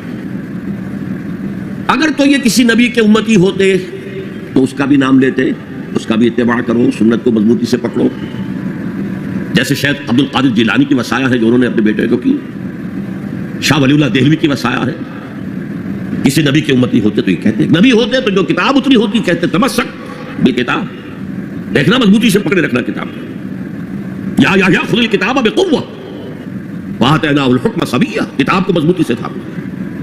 اس کی کوئی یہاں تلقین نہیں ہے. اچھا, جزائے اعمال کے بارے میں تو کہا اعمال ضائع نہیں ہوں گے. انسانی اعمال نیکی کے ہوں بدی کے ہوں, ان کا نتیجہ نکل کر رہے گا. لیکن یوم قیامہ, آخرت, وزن اعمال, جنت, دوزخ, جو امور صرف نبی کے ذریعے معلوم ہو سکتے ہیں ان میں سے کسی ایک کا بھی ذکر نہیں. لہذا نہ وہ کسی نبی کے امتی تھے نہ خود نبی تھے. صرف فطرت, عقل سلیم, فطرت سلیمہ کی روشنی میں جہاں تک انسان پہنچ سکتا ہے اس کو یہاں بیان کر دیا گیا. اب نوٹ کیجئے ایک نقطہ, سورہ فاتحہ جو ہماری نماز کا جزو لازم ہے اس میں یہی بات آپ کو ملے گی. ایسا شخص ہے جو پڑھ رہا ہے الحمدللہ, وہ کہہ رہا ہے حمد الحمدللہ رب العالمین, کل شکر کل ثنا اللہ کے لیے ہے جو تمام جہانوں کا رب ہے, الرحمن الرحیم مالک یوم الدین, ایاک نعبد و ایاک نستعین. اب اہدنا الصراط المستقیم جو کہہ رہا ہے وہ کاہے کے لیے کہہ رہا ہے؟ یہ کس شخص کو ریپرزینٹ کیا جا رہا ہے؟ کون ہے یہ؟ کس کی دعا یہاں نقل کی جا رہی ہے؟ یہاں کل بھی نہیں ہے. اور آخر میں قل اعوذ برب الفلق قل اعوذ برب الناس وقل رب زدنی علما, یہاں پہ نہیں ہے. اور یہ پورے قرآن مجید کی ام الکتاب الفاتحہ الشافیہ الکافیہ, ام الکتاب. اس کا اصل مخاطب نوٹ کیجئے, قرآن مجید کا اصل مخاطب وہ سلیم الفطرت و سلیم العقل انسان ہے, جن کے اندر نیکی بدی کا شعور بھی موجود ہو, تو نیکی کی راہ پر چلنا چاہے اور بدی سے بچنا چاہے. وہ جو یہاں آیا پھر وہ اللہ سے عہد کر کے اللہ تیری ہی بندگی کریں گے, پرستش کریں گے, تیرا شکر کا حق یہی ہے کہ تیری بندگی کریں, تیرا ہر حکم مانیں. البتہ یہ کام بہت مشکل ہے, زندگی کے ہر معاملے میں تیرا حکم ماننا آسان نہیں, لہذا تجھ ہی سے مدد چاہتے ہیں. ایاک نعبد و ایاک نستعین, جیسے کہ حضور ہر نماز کے بعد دعاؤں جو مانگتے تھے ان میں سے اللہم اعنی علی ذکرک و شکرک و حسن عبادتک, اللہ میری مدد فرما کہ میں تیرا ذکر کر سکوں, تیرا شکر ادا کر سکوں, کما حقک, جیسا کہ تیرا حق ہے, اور حسن عبادت کا حق ادا کر سکوں. اب وہ ہدایت جو مانگی جا رہی ہے وہ انفرادی بھی معاملات ایسے ہوتے ہیں کہ جن میں انسان گھبرا جاتا ہے کہ یہ نیکی ہے یا بدی ہے. حضور نے فرمایا الحلال بین الحرام بین وبینہما مشتبہات. یہ جو درمیان میں آدمی کھڑا ہو جاتا ہے ٹھٹک کر, اور پھر سب سے بڑھ کر نظام اجتماعی, اس تک عقل رہنمائی نہیں کر سکتی. عقل انسانی مجبور ہے کہ گھٹنے ٹیک کر اللہ سے دعا کرے اہدنا الصراط المستقیم. یہ 3 ڈائمنشنز ہیں عورت اور مرد کے درمیان توازن, حقوق اور فرائض کا, سرمایہ اور محنت کے درمیان توازن, اور جو بھی حکام وقت ہوں اور عوام ان کے درمیان توازن, یہ انسان کے لیے ممکن نہیں. یہاں انسان مجبور محض ہے کہ ہاتھ جوڑ کر دعا کرے. اور دیکھیے اسی کا ثبوت کیا ہے, جب اس اہدنا الصراط المستقیم کا جواب شروع ہوا ہے, یہ تو سوال تھا نا, سائل بن کر ہم نے کہا, اور اب سورہ بقرہ سے جواب شروع ہو رہا ہے. دیکھو یہ ہدایت کی کتاب ہم تمہیں دے رہے ہیں, الف لام میم ذالک الکتاب لا ریب فیہ ھدی للمتقین. یہ ہدایت ہے صرف ان کے لیے جو بچنا چاہتے ہیں. اسے کانٹ نے کہا ہے مورل لا ود ان. اس نے کہا کہ وجود ہستی کے 2 دلیلیں ہیں سب سے بڑی, the starry heavens above and the moral law within. ہمارے اندر moral law ہے, یہ اچھا ہے یہ برا ہے, یہ خیر ہے یہ شر ہے, یہ moral law ہے اندر. جن کا یہ مورل لا فطرت کی صحت و سلامتی کی بنیاد پر برقرار ہے، جو تمیز کرتے ہیں بھلائی اور برائی میں، ان کے لیے ہدایت ہے۔ اولاً وہی آتے ہیں سلیم الفطرت لوگ، ابو بکر اور عثمان رضی اللہ تعالی عنہما، والذین تبعوہم بإحسان، پھر کچھ لوگ ان کے پیچھے پیچھے بھی آتے ہیں۔ ایک نمونہ دیکھ لیا، کچھ لوگ بڑھ رہے ہیں، یہ دوسرے درجے کے لوگ ہیں۔ قرآن مجید میں درجہ بندی بیان کی گئی ہے، السابقون الاولون من المہاجرین والانصار والذین تبعوہم بإحسان رضی اللہ عنہم ورضوا عنہ۔ تو یہ سابقون الاولون جو ہے وہ سلیم الفطرت، وہ سلیم العقل انسان ہیں، جو ان چیزوں تک پہنچ چکے ہیں، البتہ ابھی یقین کی دولت جو ہے حاصل نہیں ہوئی۔ اور یہی نقشہ کھینچا گیا ہے حضور کا، وَوَجَدَكَ ضَالًّا فَهَدَىٰ۔ ضال کا ترجمہ جو ہے گمراہ بھی کر دیا جاتا ہے۔ ضال اسے بھی کہتے ہیں کہ کوئی شخص کسی کے عشق میں دیوانہ ہو جائے، اور ضال وہ بھی ہے جو ابھی حق کی تلاش میں سرگرداں ہے، تو جو غور و فکر غار حرا میں ہو رہا تھا۔ حدیث میں آتا ہے تحنسوا فی، جا کر آپ وہاں عبادت کرتے تھے، تو وہ عبادت کیا تھی؟ کان صفت تعبدہ فی غار حرا تفکر والاعتبار۔ غار حرا میں آپ کی عبادت کی صفت کیا تھی؟ غور و فکر، یہ کائنات کیا ہے۔ وہی جو سے فلسفی، جن کوسچن سے فلسفی گریپل کر رہا ہوتا ہے، دو ہاتھ کر رہا ہوتا ہے، وہی حضور اس سارے فکر کے مراحل سے گزرے ہیں اور قریب پہنچ گئے ہیں، تو دروازے پر دستک دی ہے، دروازہ کھلا ہے۔ وَوَجَدَكَ ضَالًّا فَهَدَىٰ، پردے اٹھا دیے اور ہدایت دے دی۔ اچھا، یہ تو آپ کے سامنے تعلق جو ہے ایمان کا عقل و فطرت کے ساتھ میں سمجھتا ہوں کہ کسی نہ کسی درجے میں واضح ہو۔ اب میں آپ کو اس کا سنتھسس بتاتا ہوں۔ یہ عقل و فطرت جو ہے، اللہ کو پہچاننا کلیتاً فطرت پر مبنی ہے۔ انسان کی فطرت میں، اس کی روح میں اللہ کی معرفت، اللہ کی محبت موجود ہے، اس پر ظہور کے پردے پڑ گئے ہیں، تم ادھر متوجہ ہی نہیں ہوتے، تم نے کبھی اپنے قلب کی گہرائیوں میں اتر کر دیکھا ہی نہیں، تم تو باہر کی دنیا میں مگن، وہ مادی دنیا میں لگے ہوئے۔ کچھ تو بقول شاہ ولی اللہ وہ حیوانیت کی سطح پر آ جاتے ہیں بیچارے، صبح سے شام تک کی کمر توڑ دینے والی محنت کے بعد بھی ان کی بنیادی ضرورتیں زندگی کی پوری نہیں ہوتی، وہ کیا کسی سے لو لگائیں گے، کیا خدا کو یاد کریں گے۔ کاد الفقر و یکون کفرا، یہ فقر اور احتیاج اور مفلسی تو انسان کو کفر تک پہنچا دیتا ہے، حضور کی حدیث۔ تو تم ادھر متوجہ ہو، ہماری طرف متوجہ نہیں ہوتے۔ حضرت ابراہیم کا قول کیا تھا؟ انی وجہت وجہی للذی فطر السماوات والارض حنیفا وما انا من المشرکین۔ اور یہ نماز کا افتتاح بھی ہے، انی وجہت وجہی، میں نے اپنا رخ سیدھا کر لیا ہے اللہ کی طرف، حنیف یکسو ہو کر، دائیں بائیں کوئی میری توجہ نہیں جا رہی۔ یہ ہے در حقیقت اس عبادت کا تقاضا، جو کہ شکر کا لازمی نتیجہ۔ اب اس کا سنتھیسس دیکھیے، میں نے کہا کہ سب سے پہلے ایمان باللہ وہ کلیتاً فطرت پر ہے۔ اسی لیے کانٹ نے یہ ثابت کیا، ایک کریٹیک آف پیور ریزن، اس کی کتاب جس نے ہنگامہ پیدا کر دیا تھا پورے یورپ میں۔ اس وقت تک کرسچینٹی ڈومیننٹ تھی اور مذہب ایک اہم عنصر تھا انسانی زندگی کا۔ اس نے کہا اللہ کے وجود کے لیے جتنے منطقی دلیلیں دی گئی ہیں سب غلط ہیں، میں سب کو کاٹ کر دکھاتا ہوں۔ جیسے ہم کہتے ہیں لوہے کو لوہا کاٹتا ہے، منطق نے منطق کو کاٹ دیا۔ There is no logical reason to prove the existence of God. A critique of pure reason، میں نے کہا تھا pure reason، عقل خالص جو فطرت سے رہنمائی نہیں لے رہی۔ وہ فلسفہ جو ہے اس کی منزل کیا ہے؟ اگنوسٹسزم یا اسکیپٹسزم، لاعدریت یا ارتیابیت۔ پھر اس نے ایک کتاب لکھی بعد میں، کریٹیک آف پریکٹیکل ریزن۔ اس نے کہا کہ عملی طور پر انسان اخلاق حسنہ اختیار کر ہی نہیں سکتا جب تک کہ خدا کو نہ مانے، یہ نیسیسٹی ہے انسان کو کہ مانے۔ علامہ اقبال نے اس کو تسلیم کیا ہے، کانٹ کے اس دعوے کو۔ وہ ان کی کتاب ہے reconstruction of religious thought in Islam, کہ کوئی منطقی دلیل خدا کے وجود کو ثابت نہیں کر سکتی۔ متکلمین نے کوششیں کی ہے، لیکن دلیل کو کاٹ دیتی ہے، منطق کا توڑ کر دیتی ہے۔ وہ صرف قرآن نے لفظ آیت استعمال کیا جو میں نے بیان کیا تھا۔ اس کائنات میں ہر شے اللہ کی نشانی ہے۔ جیسے آپ کو اپنے کسی دوست کی دی ہوئی کوئی شے دیکھتے ہی دوست یاد آ جاتا ہے، ایسے ہی آفاق و انفس میں اللہ کی نشانیاں ہیں، تمہارے اندر بھی اللہ کی نشانیاں ہیں۔ ذرا توجہ تو کرو، آفاق کو دیکھو، کھول آنکھ، فلک دیکھ، زمین دیکھ، فضا دیکھ۔ افلا ينظرون الى الإبل كيف خلقت وإلى السماء كيف رفعت وإلى الجبال كيف نصبت وإلى الأرض كيف سطحت فذكر انما انت مذکر. کیا یہ دیکھتے نہیں، غور نہیں کرتے اونٹ کو کیسے پیدا کیا گیا، کتنا اپنے ماحول کے ساتھ مناسبت رکھتا ہے، 7 دن نہ کچھ کھانے کو ملے نہ پینے کو ملے اسے کوئی پرواہ نہیں.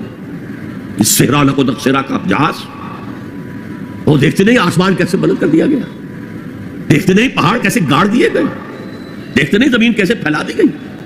اے نبی آپ یاد دہانی کرائیے، یہ نشانیوں کی طرف متوجہ کر دیجئے. آپ سوائے یاد دہانی کرانے والے کے اور کچھ نہیں ہے. آپ کے ہاتھ میں اختیار نہیں ہے کہ آپ اللہ کو منوا لیں. یہ تو تمہارے اندر سے فطرت سے ابھر کر گواہی آئے گی. اب دیکھیے اس کے لیے آیت، جسے میں یہ قرآن مجید کی طویل آیات میں سے جیسے آیت البر ہم نے پڑھی تھی، ان فی خلق السماوات والارض واختلاف اللیل والنہار والفلک التي تجری فی البحر بما ينفع الناس وما انزل الله من السماء من ماء فاحیا به الارض من بعد موتها وبث فيها من كل دابة وتصريف الرياح والسحاب المسخر بين السماء والارض لآيات لقوم يعقلون. یقیناً آسمان اور زمین کی تخلیق میں، رات اور دن کے الٹ پھیر میں، اس کشتی یا جہاز میں کہ جو ایسا سامان لے کر چل رہی ہوتی ہے جو لوگوں کو نفع پہنچاتی ہے، اور وہ جو اللہ نے آسمان میں سے پانی اتارا اور اس سے زمین کو اس کی موت کے بعد زندہ کر دیا اور زمین میں پھیلا دی ہر طرح کے جاندار، اور یہ ہواؤں کا چلنا اور یہ بادل جو مسخر ہے زمین و آسمان کے مابین، ان میں سے ہر ایک نشانی ہے، پہچانو. کیا مطلب؟ تم نے کسی مصور کی تصویر دیکھی، تعریف تصویر کی کرتے ہو یا مصور کی کرتے ہو؟ مصور کا کمال ہے، تصویر میں کیا ہے؟ ہاں وہ اپنے منہ سے بول رہی ہے، اپنی زبان حال سے اپنے بنانے اپنے مصور کی تعریف کر رہی ہے.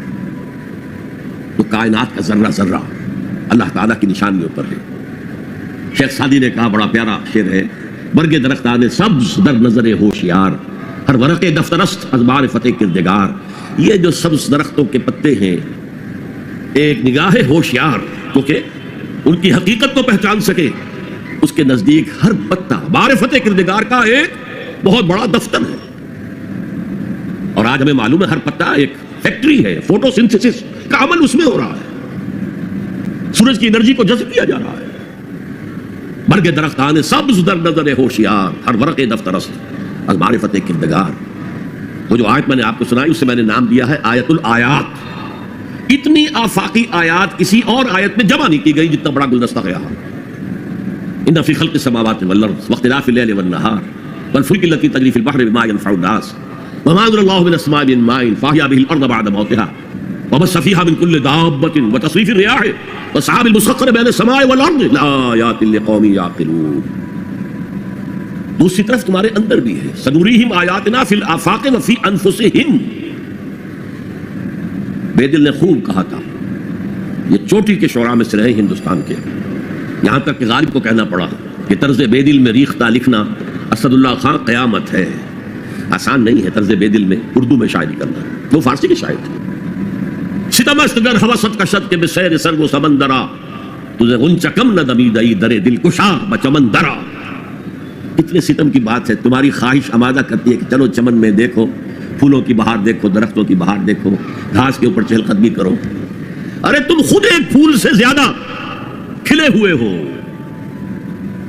کبھی اپنے دل کا دروازہ کھول کر اس میں داخل ہو کر اپنے حسن معنوی کا مشاہدہ کرو.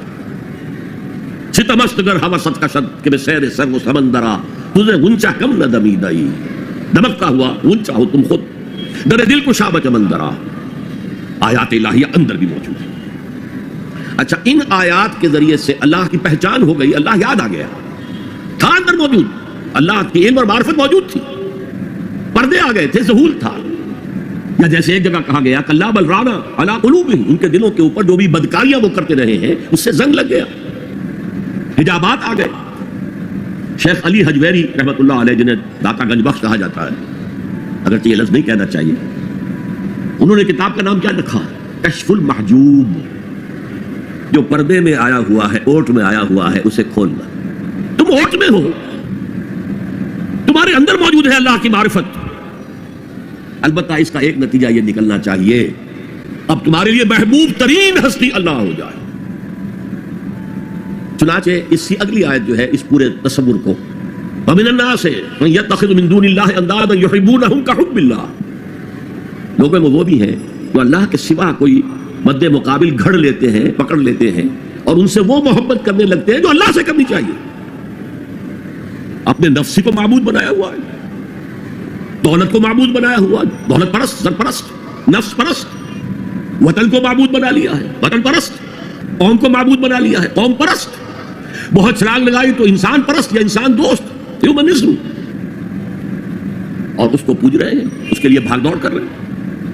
ومن الناس من يتخذ من دون الله اندادا يحبونهم كحب الله والذين آمنوا اشد حبا لله، جو اللہ کو مان لیتے ہیں اور پہچان لیتے ہیں ان کی شدید ترین محبت اللہ کے ساتھ ہوتی ہے۔ یہ پہلا ہے ایمانیات کے ضمن میں فطرت کی بنیاد پر اللہ کا پہچاننا، عقل کی بنیاد پر پہچاننا، وہ ہر شے پر قادر ہے، ہر شے کا جاننے والا ہے، اس کی حکمت کامل ہے، اس کائنات کو دیکھو اور پہچانو، اس کی قوت میں کہیں کوئی کمی نظر آتی ہے، اس کی حکمت میں کوئی کمی نظر آتی ہے، کوئی شے تم کر سکتے ہو پوائنٹ آؤٹ کہ یہ کام یوں نہ ہوتا، یوں ہوتا تو بہتر ہوتا، یہ عقل پھر پہچانتی ہے۔ لیکن اس کی ایگزسٹنس کے لیے یہ صرف ہماری اندرونی شہادت ہے۔ اب آگے چلیے، اس سے اگلا قدم ہے ایمان بالآخرہ۔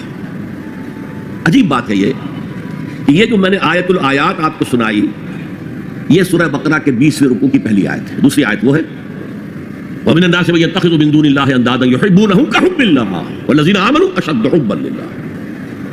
سورہ آل عمران سورہ بقرہ کا جوڑا ہے، اس کے بھی 20ویں رکوع کی آیت یہی ہے، لیکن مختصر، طویل تو آ چکی ہے بات وہاں، اب یہاں وہ مختصر، إِنَّ فِي خَلْقِ السَّمَاوَاتِ وَالْأَرْضِ وَاخْتِلَافِ اللَّيْلِ وَالنَّهَارِ لَآيَاتٍ لِأُولِي الْأَلْبَابِ، یقیناً آسمان اور زمین کی تخلیق میں اور رات اور دن کے الٹ پھیر میں نشانیاں ہیں اولو الالباب، عقل مندوں کے لیے۔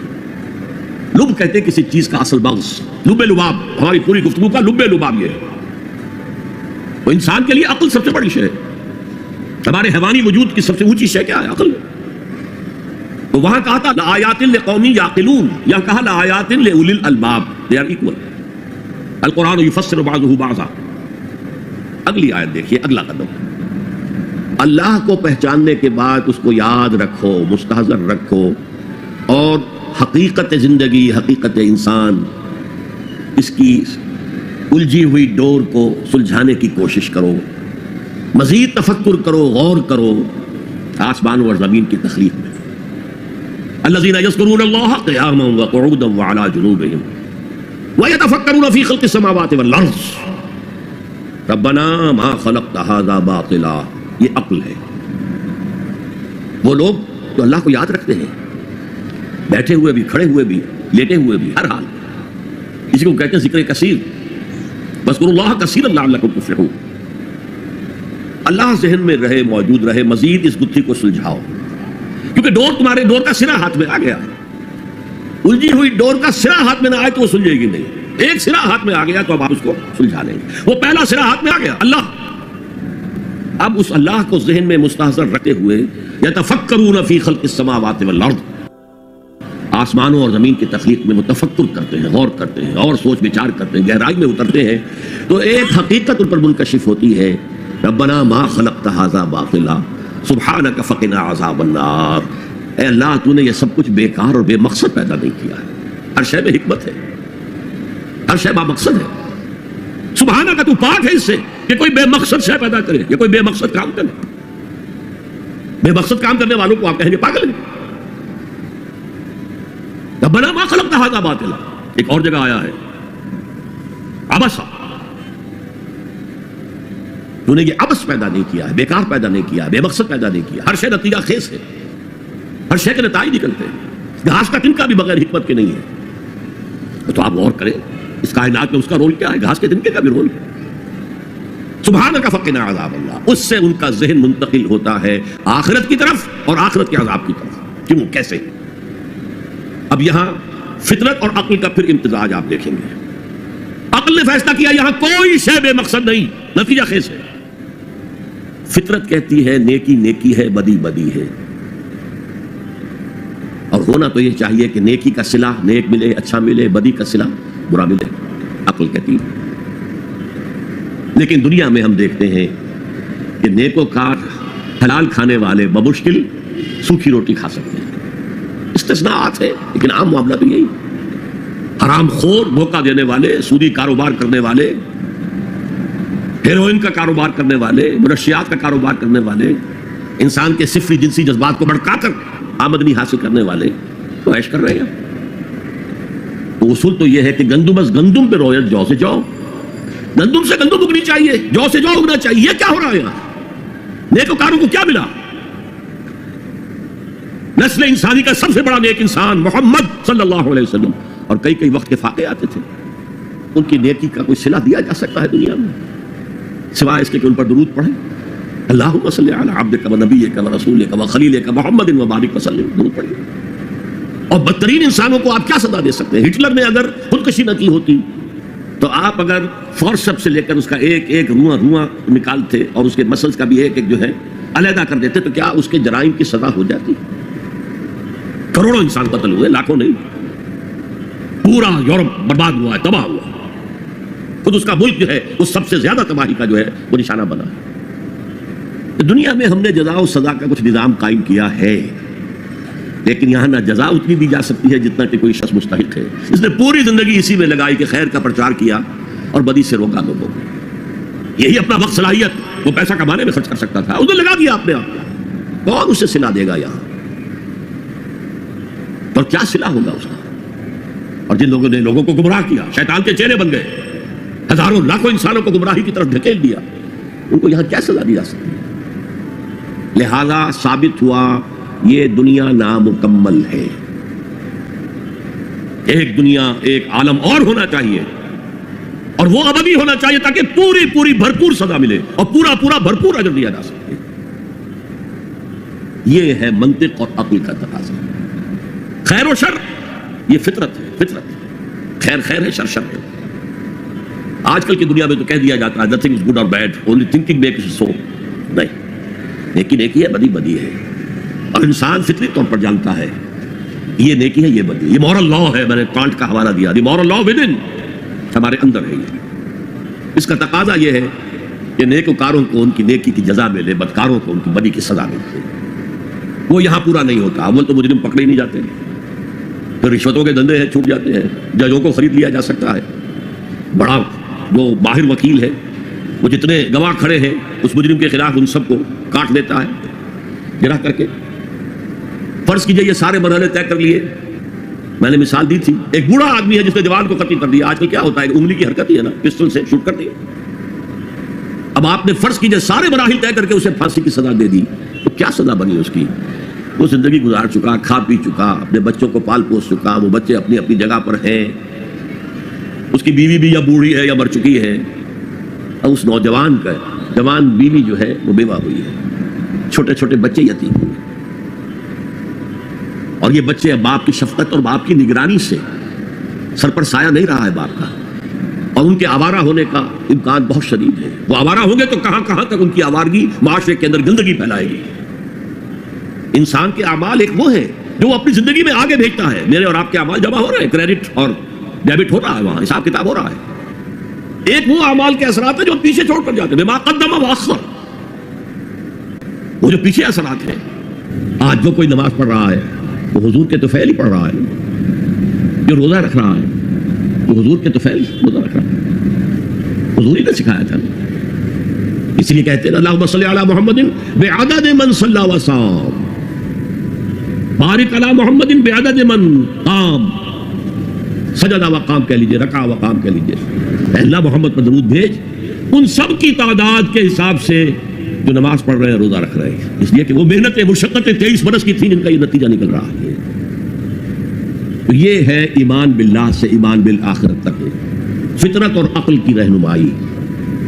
الذين يذكرون الله قياما وقعودا وعلى جنوبهم ويتفكرون في خلق السماوات والارض ربنا ما خلقت هذا باطلا سبحانك فقنا عذاب النار ربنا انك من تدخل النار فقد اخزيته وما للظالمين من انصار۔ اے اللہ جن کو بھی تو جہنم میں داخل کر دے گا ان کو تو رسوا کر دے گا، وہ رسوا ہو جائے گا، اور ایسے ظالموں کا کوئی مددگار نہیں ہوگا، کوئی تیرے فیصلے کو بدلنے والا نہیں ہوگا، کوئی تیری احتساب کے راستے میں حائل ہونے والا نہیں ہوگا، کوئی تیرے محاسبے کے رخ کو موڑنے والا نہیں ہوگا۔ کوئی مددگار نہیں. اب غور کیجئے، جو شخص یہاں پہنچ گیا ہے عقل اور فطرت کی رہنمائی میں، اس کے کان میں آواز آئی کوئی اللہ کا بندہ ہے جو کہہ رہا ہے ایمان لاؤ اپنے رب پر، والہانہ رجوع کرے گا کہ نہیں؟ دیکھنا تقریر کی لذت کہ جو اس نے کہا میں نے یہ جانا کہ یہی میرے دل میں تھا. اگلی آیت کیا ہے؟ ربنا اننا سمعنا منادیا ینادی للایمان. پروردگار ہم نے ایک منادی کرنے والے کی ندا سنی، وہ ایمان کی ندا لگا رہا تھا، ایمان کی صدا بلند کر رہا تھا. ان آمنوا بربکم، اپنے رب پر ایمان لاؤ. فآمنا. یہاں میں تھوڑا سا آپ کو بتا دوں کہ ایمان کے لفظی معنی کیا ہے اور ایمان کے اصطلاحی معنی کیا ہے. ایمان بنا ہے امن سے، امنا یا امنو، اس کے معنی خود امن میں ہونا. آمنن یہ اس کا اسم فاعل ہے جو امن میں ہے. آمن یؤمنو یہ فعل متعدی ہے، کسی کو امن دینا، اور اس کا اسم فاعل ہے مؤمن، امن دینے والا. اور اللہ کا نام ہے المومن، وہ امن دینے والا ہے، پیس گیور، شانتی دینے والا ہے، اطمینان دینے والا ہے. اچھا، جیسے انگریزی میں ہے ورب کے بعد پروپوزیشن سے مفہوم بدلتا ہے، عربی میں بھی ہے، لیکن انگریزی اور عربی میں فرق یہ ہے کہ وہاں مفہوم اتنی دور چلا جاتا ہے کہ اس کا اصل روٹ سے کوئی تعلق نہیں رہتا. یہاں یہ نہیں ہے. یہاں درخت کی برانچنگ ہو جائے گی، شاخیں ہوں گی، لیکن جڑ سے جو اصل سے حرفی روٹ ہے، جو مادہ ہے امن، اس سے تعلق منقطع نہیں ہوگا. انگریزی میں ٹو گیو کے معنی کچھ اور ہے، ٹو گیو اپ، وہ تعلق ہے گیو اپ اور گیو میں. ٹو گیو ان، وہ تعلق ہے گیو اور گیو ان میں. مفہوم بدل گیا کہ نہیں؟ گیو اپ کسی چیز کو دے دینا، چھوڑ دینا، دفع کرنا، وہ جد و جہد کی ترک کر دی، give up. Give up, give in کسی کے سامنے سر جھکا دینا، اطاعت قبول کر لینا. عربی میں ایمان کے ساتھ اگر بے لگ جائے، با عربی میں اسے با کہیں گے، یا لام لگ جائے، تو اس کے معنی ہے کسی کی تصدیق کرنا. آمنا بہی، اس نے اس کی تصدیق کی، یہ گہری تصدیق ہوتی ہے وثوق کے ساتھ. آمن لہو، اس کی تصدیق کی، لیکن یہ سرسری تصدیق ہوتی ہے، لام کے ساتھ سرسری، اور بے کے ساتھ بڑے گہرے یقین اور وثوق کے ساتھ تصدیق کرنا. اب دیکھیے امن سے کیا تعلق رہا. کسی شخص نے آ کر کوئی خبر دی، آپ نے مان لی تو امن ہے. آپ نے کہا جھوٹ بول رہا، شروع ہو گیا کانفلکٹ. آپ نے اس کی بات مان لی، کوئی جھگڑا نہیں. کسی نے آ کر کوئی دعویٰ کیا، میں نے یہ کیا ہے، جھوٹ بولتے ہو، کچھ نہیں کیا تم نے، خام خواہ کو. لیکن اگر مان لے کہ ہاں تم نے تمہارا دعویٰ ٹھیک ہے، ہم قبول کرتے ہیں، تو امن ہے، امن دے دیا آپ نے اس کو. یہ تو لغوی بحث ہو گئی ہے. امن کا مادہ امن، امنا یامنو ثلاثی مجرد میں امن میں ہونا، آمن اس سے اس میں فاعل، آمن یؤمنو ایمانن باب فعال، کسی کو امن دینا، اس میں فاعل مومن، المومن اللہ کا نام. ایمان کے ساتھ با یا لام لگ گیا تو تصدیق، با کے ساتھ ہے تو گہری تصدیق، وثوق کے ساتھ تصدیق، اور لام کے ساتھ ہے تو سرسری سی تصدیق. اب ایمان کا اصطلاحی مفہوم کیا ہے؟ تصدیق بما جاء بہ النبی صلی اللہ علیہ وسلم. ایمان کا تعلق رسول کے دعوے سے ہے، نبوت کے دعوے سے ہے، اس کی تصدیق کر دینا ایمان ہے، اور جو کچھ وہ بتا رہا ہے اس کو ماننا ایمان ہے. تصدیق بما جاء بہ النبی صلی اللہ علیہ وسلم، یہ تصدیق ہے. جو خبریں بھی وہ دے رہے ہیں صحیح ہے، وہ عالم آخرہ کی خبریں دے رہے ہیں، وہ عالم برزخ کی خبریں دے رہے ہیں، وہ اور خبریں دے رہے ہیں، آئندہ کی پیشن گوئیاں کر رہے ہیں، آئندہ کے حالات کی، سب کی تصدیق.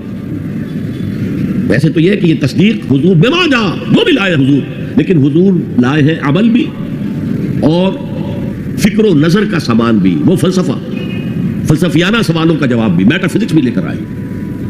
ایمان کا جو ہے اطلاق وہ صرف میٹا فزیکل جو تعلیم ہے اس پر ہوتا ہے، اور وہ تمام نبیوں کی ایک ہی رہی ہے. اللہ پر ایمان، جو وقت کا رسول ہے اس پر ایمان، جو بھی کتاب ہے اس پر ایمان، آخرت کا ایمان، بعث بعد الموت کا ایمان، اسی طریقے سے جنت اور دوزخ کا یقین، حساب کتاب کا یقین، وزن اعمال کا یقین. یہ چیزیں ہیں کہ جو ایمان میں اصطلاحاً شامل ہیں، اگرچہ وہ اصطلاح جو ہے وہ کور کرتی ہے شریعت کو بھی، احکام کو بھی، ڈوز کو بھی، ڈونٹس کو بھی، یہ کرو یہ نہ کرو، لیکن جو استعمال ہے وہ در حقیقت ایمان کا اس میٹا فزیکل کانسیپٹ پر ہے. اب یہاں فرمایا ربنا اننا سمعنا منادیا ینادی للایمان ان آمنوا بربکم فآمنا، پروردگار ہم نے سنا ایک منادی کرنے والے کو، وہ ندا لگا رہا ہے، صدا لگا رہا ہے ایمان کی، لاؤ ایمان اپنے رب پر، یقین کرو اپنے رب پر، توثیق کرو اپنے رب کی، تصدیق کرو اپنے رب کی۔ فآمنا، تو ہم ایمان لے آئے۔ ربنا فاغفر لنا ذنوبنا، اے رب ہمارے گناہوں کو بخش دے۔ اب تک ہم غفلت میں تھے، وہ کوتاہیاں سرزد ہوئی ہیں، جو خطائیں ہوئی ہیں معاف فرما۔ وکفر عنا سیئاتنا، ہمارے دامن کردار پر جو داغ اور دھبے ہیں انہیں دور کر دے، ہٹا دے، اور ہمارے نامہ اعمال پر جو دھبے لگے ہوئے اللہ اسے دھو دے، ہمارے اعمال نامے کو پاک اور صاف کر دے۔ ربنا فاغفر لنا ذنوبنا وکفر عنا سیئاتنا وتوفنا مع الابرار، ہمیں وفات دی جو یعنی موت تک ہم اس پر قائم رہے، اور جو تیرے ابرار بندے ہیں بہت نیک، ان کے ساتھ ہمیں وفات دی۔ ربنا فاغفر لنا ذنوبنا وكفر عنا سيئاتنا وتوفنا مع الابرار ربنا وآتنا ما وعدتنا على رسلك ولا تخزنا يوم القيامة، اور اے رب ہمیں وہ سب کچھ دیجو جس کا تو نے وعدہ کیا تھا ہمارے ساتھ اپنے رسولوں کے ذریعے، تمہیں جنت دیں گے، ان میں یہ نعمتیں ہوں گی، تمہیں اللہ کا دیدار نصیب ہوگا۔ تو آخری نعمت اہل جنت کو ملے گی، وہ دیدار الہی ہے، یہ سب سے بڑی نعمت ہے، سب سے بڑی دولت ہے۔ آتنا ما وعدتنا علی رسلک ولا تخزنا یوم القیامہ، اے اللہ قیامت کے دن ہمیں رسوا نہ کیجیے۔ قرآن مجید میں آیا ہے حساب یسیر، آسان حساب، اللہم حاسبنا حسابا یسیرا، اے اللہ ہم سے آسان حساب لیجیے۔ اور وہ آسان حساب حضور نے فرمایا کیا ہوگا؟ بس مقدمے کی فائل پیش ہوگی، سرسری سے اللہ نگاہ ڈالیں گے اور بس فارغ جاؤ۔ اے پروردگار ہمیں دیجو وہ سب کچھ جس کا تو نے ہم سے وعدہ کیا اپنے رسولوں کی وساطت سے۔ ولا تخزنا یوم القیامہ انک لا تخلف المیعاد، یقیناً تو اپنے وعدے کی خلاف ورزی کرنے والا نہیں ہے۔ ہمیں اندیشہ ہے کہ ہم ان وعدوں کا مصداق بن سکیں گے کہ نہیں، تو اپنے وعدے کے خلاف کرنے والا نہیں ہے، لیکن یہ کہ ان وعدوں کا مصداق بننا، ان وعدوں کا مستحق قرار پانا جو ہے، ہمیں اگر شک ہے تو اس میں ہے، انک لا تخلف المیعاد، ہمیں کوئی اندیشہ نہیں ہے کہ تو اپنے وعدے سے پھر جائے۔ اب جو لوگ اس طریقے سے سلیم الفطرت سلیم العقل انسان فطرت کے اشاروں اور عقل کی رہنمائی میں سفر کرتے ہوئے یہاں تک پہنچے، اور پھر نبی کی آواز پر انہوں نے لبیک کہا، ان کی سیرت و کردار کا نمونہ کیا ہے؟ یہ لوگ وہ نہیں ہو سکتے جو ایمان لانے کے بعد گھروں میں بیٹھ رہے ہیں، ان میں آگ بھر گئی ہے، اب وہ اللہ کے دین کے لیے اس دعوت کو پھیلانے کے لیے تن من دھن لگا رہے ہیں۔ لہذا اس دعا کا تو جواب یہ بڑی عظیم دعاؤں میں سے ہے، اور سورہ بقرہ اور سورہ آل عمران کے جوڑے ہونے کی ایک علامت یہ بھی ہے، جیسے دونوں کا آغاز الف لام میم سے ہوتا ہے، دونوں کے شروع میں قرآن کی عظمت کا بیان ہے، دونوں کے اختتام پر عظیم دعائیں ہیں۔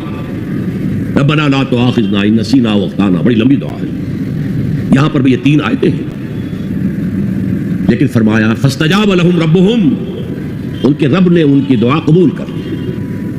انی لا اضیع عمل عامل منکم، کہ میں تم میں سے کسی عمل کرنے والے کے کسی عمل کو ضائع کرنے والا نہیں ہوں، من ذکر او انثی، چاہے وہ مرد ہو چاہے عورت ہو۔ یہاں یہ مساوات مرد و زن کا جو قرآنی نظریہ اس کو سمجھ لیجیے، بحیثیت یہ انسان دونوں برابر ہیں، شرف انسانیت میں برابر کے شریک ہیں، مرد اونچا نہیں افضل نہیں، عورت نیچی نہیں گھٹیا نہیں، اخلاقی میدان میں دونوں برابر ہیں۔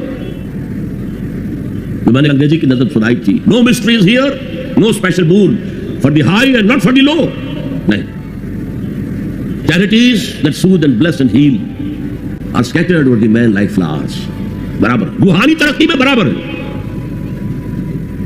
صدیقیت میں برابر ہے، صرف نبوت عورت کو نہیں ملتی، اس لیے کہ نبوت کا فرض ادا کرنا بہت کٹھن ہے، جو معاشرے کی طرف سے مشرکانہ اور کافرانہ ماحول کی طرف سے جو پھر پریشر آتا ہے، جو پرسیکیوشن ہوتی ہے، جو ٹارچر ہوتا ہے عورتوں کے لیے، اس کا برداشت کرنا آسان نہیں، لیکن پھر بھی صحابیات نے اس کی مثالیں قائم کی ہیں۔ تاہم نبوت کی ذمہ داری، بھاری ذمہ داری، جس کو خود اللہ نے فرمایا انا سنلقی علیک قولا ثقیلا، اے نبی ہم آپ پر ایک بہت بھاری بات ڈالنے والے ہیں، بہت بھاری۔ ان تمام اعتبارات سے مرد اور عورت میں کوئی فرق نہیں، من ذکر و انثی، جو نیکی عورت کمائے گی اس کے لیے ہے، جو غلطی کرے گی، خطا کرے گی، گناہ کرے گی، اس کا وبال اس پر ہے. جو نیکی مرد کمائے گا وہ اس کے لیے ہے، جو غلط کام کرے گا اس کا وبال اسی پر ہوگا. من ذکر و انثی، اور یہاں بڑا پیارا لفظ آیا ہے بعضکم من بعض. تمہیں فرق کیسے ہو سکتا ہے؟ تم ایک دوسرے میں سے ہو. ایک ہی باپ کے نطفے سے تو بیٹا بھی ہے، بیٹی بھی ہے، اور ایک ہی ماں کے رحم میں تو پرورش پائی ہے بیٹے نے بھی اور بیٹی نے بھی. اونچ نیچ کیسے ہو جائے گی؟ ان سطحوں پر قرآن سب سے زیادہ مدعی ہے مساوات مرد و زن کا. لیکن ذمہ داریاں معاشرے میں کیا ہوں گی، دونوں کا دائرہ کار کیا ہوگا، ان کی جسمانی ساخت، ان کی نفسیاتی ساخت کے اعتبار سے ان کے فرائض، یہ چیزیں، اور خاص طور پر جو معاشرے کی یونٹ ہے، معاشرے کی اینٹ ہے، فصیل بنی ہوئی ہے اینٹوں سے. اینٹیں کمزور ہوں گی تو فصیل کمزور ہوگی. تو یہ جو ایک اینٹ ہے، ایک فیملی ہے، اس فیملی کے ادارے کو مستحکم رکھنے کے لیے اس کا head of the state, head of the institution ایک ہی ہوگا، اور وہ مرد ہے، عورت نہیں ہوگی. ایک مرد اور ایک عورت when they enter into agreement of marriage، یہاں پر عورت کا کام ہوگا شوہر کی تابع داری کرنا. میں تو حیران ہوا تھا جب میں نے اخبار میں پڑھا، جب سارا فرگوسن اور پرنس اینڈریو کی شادی ہونے والی تھی، اور یہ سارا فرگوسن جو تھی بڑی نٹ کھٹ قسم کی عورت تھی، لڑکی تو کیا تھی، وہ عورت تھی. اس کا ایک انٹرویو آیا تھا شادی سے پہلے. I am not going to say, I am not that timid type of woman, I am not going to say I will obey him. اس سے معلوم ہوا کہ عیسائیوں کی شادی میں وہاں تو معاملہ پردے کا نہیں ہے، لڑکا لڑکی دونوں سامنے کھڑے، پادری کے سامنے ایجاب و قبول دونوں کا اعلان ہو رہا ہے، اور وہاں کہنا پڑتا ہے اسے I will obey him، میں اس کی اطاعت کروں. قرآن بھی کہتا ہے رجال قوامون علی النساء، مرد حاکم ہیں عورتوں پر. فالصالحات قانتات، تو نیک عورتیں وہ ہیں جو اطاعت کرنے والی ہیں. بہرحال یہ بعضکم من بعض سے میں نے آپ کے سامنے رکھا کہ کوئی اونچ نیچ بنیادی نہیں ہے، وہ انتظامی اونچ نیچ ہے. تمام انسان برابر ہے، لیکن دفتر میں ایک آفیسر ہے، ایک چپڑاسی ہے. As human beings they are equal, as citizens of state they are equal. ایک ہی ووٹ افسر کا بھی ہے، ایک ہی ووٹ چپڑاسی کا بھی ہے. لیکن وہاں دفتر میں افسر افسر ہے، چپڑاسی چپڑاسی ہے. اچھا، اب آ رہا ہے وہ نقشہ ایک کردار کا. جو صدیقین کی صفت کے لوگ ہوتے ہیں، جو اس طرح والہانہ لبیک کہتے ہیں نبیوں کی دعوت پر، ان کا کردار کیا ہوتا ہے؟ فالذین ہاجروا واخرجوا من دیارہم ووذوا فی سبیلی وقاتلوا وقتلوا لأکفرن عنہم سیئاتہم ولأدخلنہم جنات تجری من تحتہا الانہار ثوابا من عند اللہ واللہ عندہ حسن الثواب. تو میں تو کسی بھی عمل کرنے والے کے کسی چھوٹے سے چھوٹے عمل کو بھی ضائع کرنے والا نہیں. یہ تو ہم سورہ لقمان کے رکوع میں پڑھ چکے. وہ جہاں وہ لوگ جنہوں نے ہجرت کی اللہ کی راہ میں گھر بار چھوڑ کر اور اہل و عیال کو چھوڑ کر، مکے کے بھیڑیوں کے رحم و کرم پر چھوڑ کر اللہ کی راہ میں ہجرت. والذین ہاجروا واخرجوا من دیارہم، یا زبردستی نکال باہر کیے گئے اپنے گھروں سے. ووذوا فی سبیلی، جنہیں ایذائیں پہنچائی گئی ہیں میرے راستے میں، جو بیتی تھی بلال ابن رباح پر، جو بیتی تھی خباب بن الارت پر، جو بیتی تھی حضرت یاسر پر، حضرت سمیہ پر.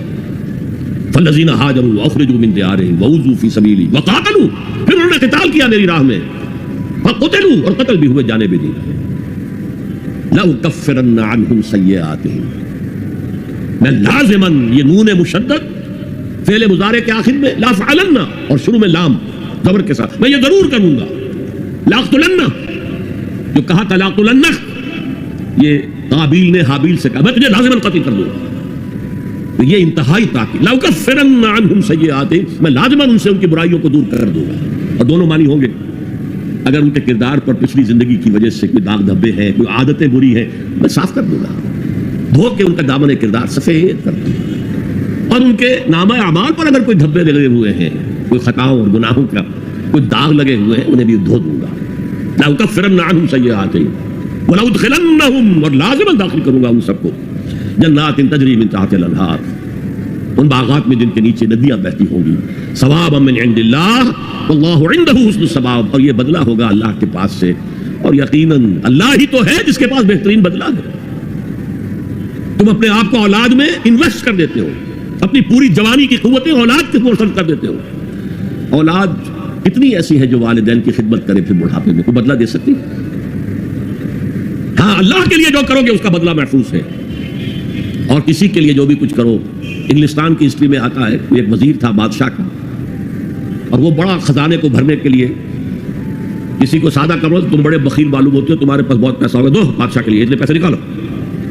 اور کسی کو دیکھا ذرا اچھے لباس میں اور جاہو حشمت میں, تمہارے پاس بڑی دولت نکالو, خزانہ بھرتی. بڑھاپے میں وہی بادشاہ جو ہے اس نے اسے جیل میں ڈالا.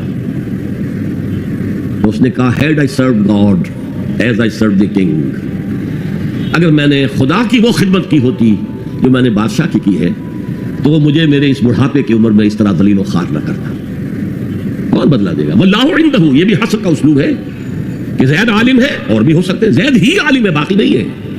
واللہ عندہ, یقیناً صرف اللہ کے پاس ہے حسن ثواب, اچھا بدلہ, بھرپور بدلہ, پورا کا پورا بدلہ وہ صرف اللہ کے پاس ہے.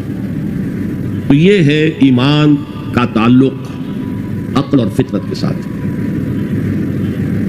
اور پھر جو اس قسم کے لوگ ہوتے, سب لوگوں کا معاملہ نہیں ہے, یہ سابقون الاولون کا معاملہ ہے, یہ صدیقین کا معاملہ ہے. باقی جو ان کی پیروی کرتے ہیں, ان کو دیکھ کر ان میں تو ہمت اتنی ہوتی ہے ہر کے بعد اب جو ہو جائے. میں کشتی دریا میں ڈال چکا, لیکن اب یہ جلے گی, تیرے گی تو ہم تیریں گے, ڈوبے گی تو ڈوبے گے. یہ کردار. کچھ لوگ ہوتے جن میں اتنی ہمت نہیں ہوتی, وہ پہلے دیکھ لیتے ہیں کچھ لوگ چل رہے ہیں آگے, والذین تبعوہم بإحسان, جو ان کی پیروی کرتے ہیں, ان کے پیچھے آتے ہیں, لیکن آتے ہیں حسن نیت کے ساتھ, ان کے اندر کوئی فریب کا ارادہ نہیں ہوتا. تو یہ جو صدیقین ہیں ان کی سیرت و کردار کا یہ نقشہ, فالذین ہاجروا واخرجوا من دیارہم وأوذوا فی سبیلی وقاتلوا وقتلوا لأکفرن عنہم سیئاتہم ولأدخلنہم جنات تجری من تحتہا الانہار ثوابا من عند اللہ واللہ عندہ حسن الثواب. تھوڑا سا اشارہ ادھر بھی کر دوں, ان تمام کاموں میں عورتیں مردوں کے ساتھ شریک رہی. ہجرت حضرت عثمان نے کی تو ساتھ آپ کی اہلیہ حضرت رقیہ, حضور کی نور چشم, وہ بھی ساتھ تھی. ابو سفیان کی بیٹی ام حبیبہ اپنے شوہر کے ساتھ تھی, ہجرت میں شریک ہے مرد اور عورتیں. یہ دوسری بات ہے کہ وہاں جا کر حبشہ میں ان کا شوہر مرتد ہو گیا, عیسائی ہو گیا, شراب کا بہت رسیا تھا. ویسے شراب حرام نہیں تھی ابھی اسلام میں بھی, لیکن اسے وہ ملتی نہیں تھی جب تک کہ وہ عیسائیوں کے ساتھ ان کی مجلس میں شریک نہ ہو. یہی وجہ ہے کہ پھر ام حبیبہ کو پیغام حضور نے مدینے سے بھجوایا ہے, اور نکاح ہوا ہے ان ایبسنشیا. نجاشی نے خطبہ نکاح بھی پڑھا ہے اور مہر بھی حضور کی طرف سے ادا کیا. شریک تھی عورتیں مرد. پہلا قتل جو ہوا ہے وہ دو میاں بیوی کا ہوا ہے, حضرت یاسر رضی اللہ تعالی عنہ, حضرت سمیہ رضی اللہ تعالی عنہ شریک ہے. جہاد میں جہاد کی ذمہ داری جیسے نبوت کی ذمہ داری عورتوں پر نہیں رکھی گئی, اسی طرح قتال کی بھی ذمہ داری تو عورت پر نہیں رکھی گئی, لیکن عورتوں نے حصہ لیا ہے. ایک تو انڈائریکٹ حصہ, حضرت خنسا نے 7 بیٹے اللہ کی راہ میں شہید کرائے, اس کا کریڈٹ حضرت خنسا کو جائے گا کہ نہیں رضی اللہ تعالی عنہ. تو یہ بھی ایک شانہ بشانہ چلنے کا معاملہ ہے, دنیاوی معاملات نہیں, دین کے معاملے میں. لیکن شریعت کے ستر اور حجاب کے احکام کو ملحوظ رکھتے ہوئے عورتیں بھی دین کا کام کریں اور مرد بھی دین کا کام کریں. اقول قولی ھذا واستغفر اللہ لی ولکم ولسائر المسلمین والمسلمات. جزاک اللہ ڈاکٹر اسرار احمد صاحب. سامعین کرام, اب میں سوال و جواب کے سیشن میں سب سے پہلے اس بہن کے سوال کو آپ کے سامنے رکھ رہا ہوں جس نے ابھی حال ہی میں اسلام قبول کیا ہے. اس خاتون کا نام ہدا ہے. وہ سوال کر رہی ہیں کہ از اے ریورٹ اور convert to Islam is responsible for her parents if they don't bring Iman or they don't accept Iman on giving them invitation to Islam. What should he or she do then? As I've already said during my discourse, you have to serve them, you have to support them, even if they don't accept Iman. They are your parents, and you are indebted to them. Anishkur li wa liwalidayk. وَإِن جَاهَدَاكَ عَلَىٰ أَن تُشْرِكَ بِي مَا لَيْسَ لَكَ بِهِ عِلْمٌ فَلَا تُطِعْهُمَا وَصَاحِبْهُمَا فِي الدُّنْيَا مَعْرُوفًا. It has been discussed in detail. ایک ہمارے ہندو بھائی ہیں ہریش پانڈے, وہ کہتے ہیں as per the human nature we love pets, that is animals, especially dogs. I want to know what Islam says about keeping them and their trading. My Muslim friend says they کی not keep or trade in dogs. Actually, the details of Islamic law, I am not an expert in that field. We can keep dogs, but they should remain outside the living quarter. They shouldn't enter your living portion of the house. As watch, they can be watching your house during the night, etc., etc. And then آپ شکار کرنا چاہتے ہیں تو آپ کتے رکھ سکتے ہیں. قرآن مجید میں ذکر ہے شکاری کتوں. اور جہاں تک ٹریڈنگ کا معاملہ ہے, as far as the trading is concerned, I'm not sure. So I plead ignorance about that. ایک سوال ہے کہ کرسچن کا عقیدہ ہے کہ حضرت عیسیٰ اللہ کے بیٹے ہیں, تو پھر ان کے عقیدے کے مطابق وہ کون سی شخصیت ہے جو باپ ہے؟ نعوذ باللہ یہ بات قل هو اللہ احد کی نفی کرتی ہے. یقیناً یہ بہت بڑا شرک ہے اللہ کے لیے کسی کو بیٹا یا بیٹی ماننا. مشرکین عرب جو ہیں وہ فرشتوں کو خدا کی بیٹیاں مانتے تھے اور انہی کے ناموں رکھ کر انہوں نے اپنی مورتیاں بنائی تھیں. لات, عزا, منات یہ سب مؤنث نام ہے خدا کی بیٹیاں. اور یہ معاملہ کرسچینٹی کے اندر اپنی انتہا کو پہنچا ہے. وہ کہتے ہیں صلبی بیٹا ہے اللہ کا. نعوذ باللہ من ذالک, نعوذ باللہ من ذالک, نعوذ باللہ من ذالک. میں نے اس کی نفی کی تھی کہ شرک بالذات جو بدترین شرک ہے, شرک فی الذات, اس کی یہ بدترین صورتیں ہیں اور یہ ناقابل معافی. باقی حضرت عیسیٰ کا کوئی باپ نہیں تھا, بن باپ کے پیدا ہوئے. ورجن میری ہم تسلیم کرتے ہیں, جیسے کہ عیسائیوں کا عقیدہ ہے کہ وہ بن باپ کے پیدا, ہم بھی مانتے ہیں. جیسے ان کا عقیدہ ہے کہ وہ زندہ آسمان پر اٹھائے گئے, ہم بھی مانتے ہیں. فرق کیا ہے؟ وہ سمجھتے ہیں کہ وہ سولی چڑھے, وہاں مرے, پھر دوبارہ زندہ ہوئے, پھر اٹھائے گئے. ہم کہتے ہیں نہیں, وہ سولی چڑھے نہیں. وما قتلوہ وما صلبوہ ولکن شبہ لہم. ایک مشابہت پیدا کر دی گئی تھی ان کے لیے, ایک اور شخص کی شکل بنا دی گئی تھی حضرت عیسیٰ کی سی, اور وہ سولی چڑھا ہے. اور یہ انجیل برنباس جو ہے, جو ویسے عیسائی اسے کینونیکل تسلیم نہیں کرتے, مستند نہیں مانتے, اپوکریفل کہلاتے ہیں.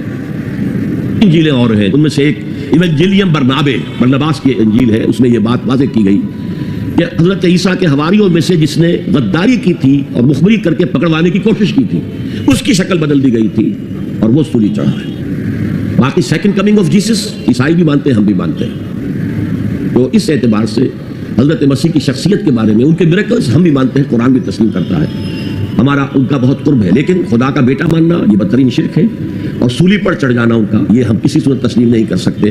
اللہ کا کوئی رسول کبھی قتل نہیں کیا جا سکا, اور اس کا امکان ہی نہیں تھا. نبی قتل کیے گئے, رسول نہیں. اب وہ سوال پیدا ہو جائے گا نبی اور رسول میں فرق کیا ہے, لیکن وہ اس وقت میں اس سے بحث نہیں کروں گا. ایک خاتون کا سوال ہے, صدف صدیقی, جزاک اللہ خیر. آپ سے یہ سوال ہے کہ اگر والدین ضعیف و کمزور ہوں اور ہمیں اپنے شوہر کا حکم ماننا چاہیے یا اپنے والدین کی خدمت کرنی چاہیے؟ جیسا کہ آپ نے کہا تھا کہ شوہر کا حکم نہ ماننے والی عورت کے لیے طلاق کا راستہ کھلا ہے, ایسے حالات میں ہمیں کیا کرنا بہتر ہے؟ دیکھیے, اپنے شوہر سے کوئی بات منوا لینا پرسویشن کے ذریعے سے, اپیل کے ذریعے سے, دلیل کے ذریعے سے, یہ کوئی ناممکنات میں سے نہیں ہے. اس میں بغاوت کا عنصر نہ ہو, اس میں کوئی بہت زیادہ جو ہے ڈس رسپیکٹ شوہر کے لیے نہ آ رہی ہو, تو آپ شوہر سے بات منوا سکتی ہیں. کوشش کریں, جد و جہد کریں. خاص طور پر اگر آپ ہی ہیں, صرف ایک بیٹی ہی ہے اور کوئی بیٹا ہے ہی نہیں, کوئی بیٹی اور ہے نہیں, تو میں یہ سمجھتا ہوں کہ کوئی سلیم الفطرت انسان نہیں روکے گا اپنی بیوی کو کہ وہ اپنے والدین کی خدمت کرے. البتہ اگر معاملہ اس انتہا تک آ جائے کہ وہ سختی کے ساتھ روکے اور حکم دے, تو پھر راستہ کھلا ہے کہ ٹھیک ہے, آپ کا راستہ اور ہے, میرا اور ہے. والدین کا حق ہے, وہ میں ادا کروں. بدقسمتی سے ہمارے معاشرے میں طلاق کو بے انتہا برا چیز سمجھ لیا گیا ہے. یہ ہم پر عیسائیت کا بھی اثر ہے, ہندو مت کا بھی اثر ہے. اور طلاق مطلقہ عورت کے بھی دوسرے نکاح کا کوئی سوال ہی نہیں. اگر کوئی مطلقہ عورت یا بیوہ عورت نکاح ثانی کرتی ہے تو اس پر بھی فقرے چش کیے جاتے ہیں, اس سے رہا نہیں گیا, یہ بیٹھ نہیں سکی وغیرہ. اس لیے عورتیں عام طور پر اس سے بچتی ہیں. ہمیں جو اسلامی اسپرٹ ہے اس کو رکھنا چاہیے. انکحوا الایام منکم, بیواؤں کا نکاح کرو, یہ فرض ہے, لازم ہے. عرب ممالک میں آج بھی کوئی بھی رکاوٹ نہیں ہوتی. اور قرآن مجید میں بھی ایک جگہ پر سورہ نساء میں کہا گیا ہے کہ اگر تمہارا معاملہ آپس میں نہیں نپٹا تو ٹھیک ہے, علیحدہ ہو جاؤ, کوشش کرو حتی الامکان کے نباہ ہوتا ہے. لیکن اگر کسی وجہ سے مزاج نہیں مل رہے, ہر وقت کی کھٹپٹ ہے, اور کوئی جو ہے میڈیشن, حکم من اہلہ و حکم من اہلہا, ایک حکم اس کے بیوی کے رشتہ داروں میں سے, ایک حکم جو ہے شوہر کے رشتہ داروں میں سے, وہ بیٹھ کر کسی طرح معاملہ سلجھائیں, نہیں سلجھتا تو علیحدہ ہو جاؤ. اللہ تعالیٰ دونوں کے لیے کوئی بہتر شکل پیدا کر دے گا. گویا کہ ایک طرح کی پرسویشن ہے کہ بندے نہ رہو زبردستی, چاہے نہ تمہارے مابین محبت ہے, نہ موافقت ہے مزاج کی, ہر وقت کی کل ہے, ہر وقت کا جھگڑا ہے, ہر وقت کی جو ہے وہ میں تو ہو رہی ہے, تو اولاد پر بھی منفی اثر پڑ رہا ہے, ان کا کردار جو ہے وہ منفی قسم کا بنے گا. اسے بہتر طلاق. سید احمد اقبال سائنٹسٹ ہیں، یہ کہتے ہیں کہ بعض دفعہ عقل کی رہنمائی بلکہ گمراہی فطرت کے خلاف ہوتی ہے اور بلا شبہ اس سے ایمان میں خلل پڑتا ہے اور شیطان وسوسوں میں ڈال دیتا ہے۔ تو ایسی صورتحال میں کیا رخ اختیار کرنا چاہیے؟ ایک شعر بھی انہوں نے کہا ہے پرویز شاہدی صاحب کا، وہ کہتے ہیں کہ جنوں کی رہبری میں عقل منزل تک پہنچتی ہے، وہ شہرت پا نہیں سکتا جو رسوا ہو نہیں سکتا۔ جنوں کی رہبری جو ہے یہاں پر میرے نزدیک اچھے الفاظ نہیں ہیں۔ عشق، وہ میں نے کہا عربی میں قرآن میں حدیث میں لفظ عشق نہیں آیا، فارسی شاعری میں عشق ہے، شاد باد عشق خوش سودائے ماں، یہ اللہ کی محبت جو میں نے آیت سنائی آپ کو، والذین آمنوا اشد حبا للہ، یہ محبت سے خداوندی ہے جو منزل تک پہنچائے گی۔ گزر جا عقل سے آگے کہ یہ نور چراغ راہ ہے منزل نہیں ہے، بہت پیاری تمثیل ہے، یہ راستہ تو دکھاتی ہے، ادھر پوائنٹ کر دیتی ہے کہ ادھر ہے، لیکن یہ منزل تک پہنچا نہیں سکتی۔ تو اس اعتبار سے لیکن جو مسلمان ہے اس کے لیے تو پھر معیار ہو گیا ہے کتاب و سنت، اس کسوٹی پر ہر چیز کو پرکھیے، اگر اس کے خلاف کوئی بات ذہن میں آ رہی ہے تو اسے وسوسہ شیطانی سمجھیے، لاہور پڑھیے، اس کو جھٹک دیجیے، اسے زبان پر بھی نہ لائیے، اس لیے کہ جب تک وسوسے کو آپ زبان پر لا کر بیان نہیں کرتے کوئی گرفت نہیں ہے، اس لیے کہ شیطان کو یہ اختیار اللہ نے دے رکھا ہے، الذی یوسوس فی صدور الناس، وسوسہ اندازی وہ کرتا ہے، لیکن یہ کہ آپ اس کے وسوسے کو قبول کرتے یا نہیں کرتے یہ آپ کا اختیار ہے۔ تو اس اعتبار سے وہ عقل جو فطرت سے آزاد ہو گئی ہو وہ در حقیقت گمراہی کی طرف تو لے کر جائے گی۔ میں نے تو آپ کو بتایا ہے کہ اگر فطرت کی رہنمائی نہیں ہے تو عقل جو ہے جو فلسفہ خالص ہے، عقل خالص، وہ تو اسکیپٹسزم اور ایگنوسٹسزم یہ اس کی فطری منزل ہے، لاجیکل، وہ لازماً ایگنوسٹسزم یا اور ارتیابیت کے تک جا کر اس کا واسطہ پڑ جائے گا۔ عرفان صاحب ہیں، آپ کا سوال ہے، آپ نے کہا والدین کافر مشرک ہیں تو ان کے لیے دعا کرو، کیا ان کے مر جانے کے بعد بھی ان کے لیے دعا کی جا سکتی ہے؟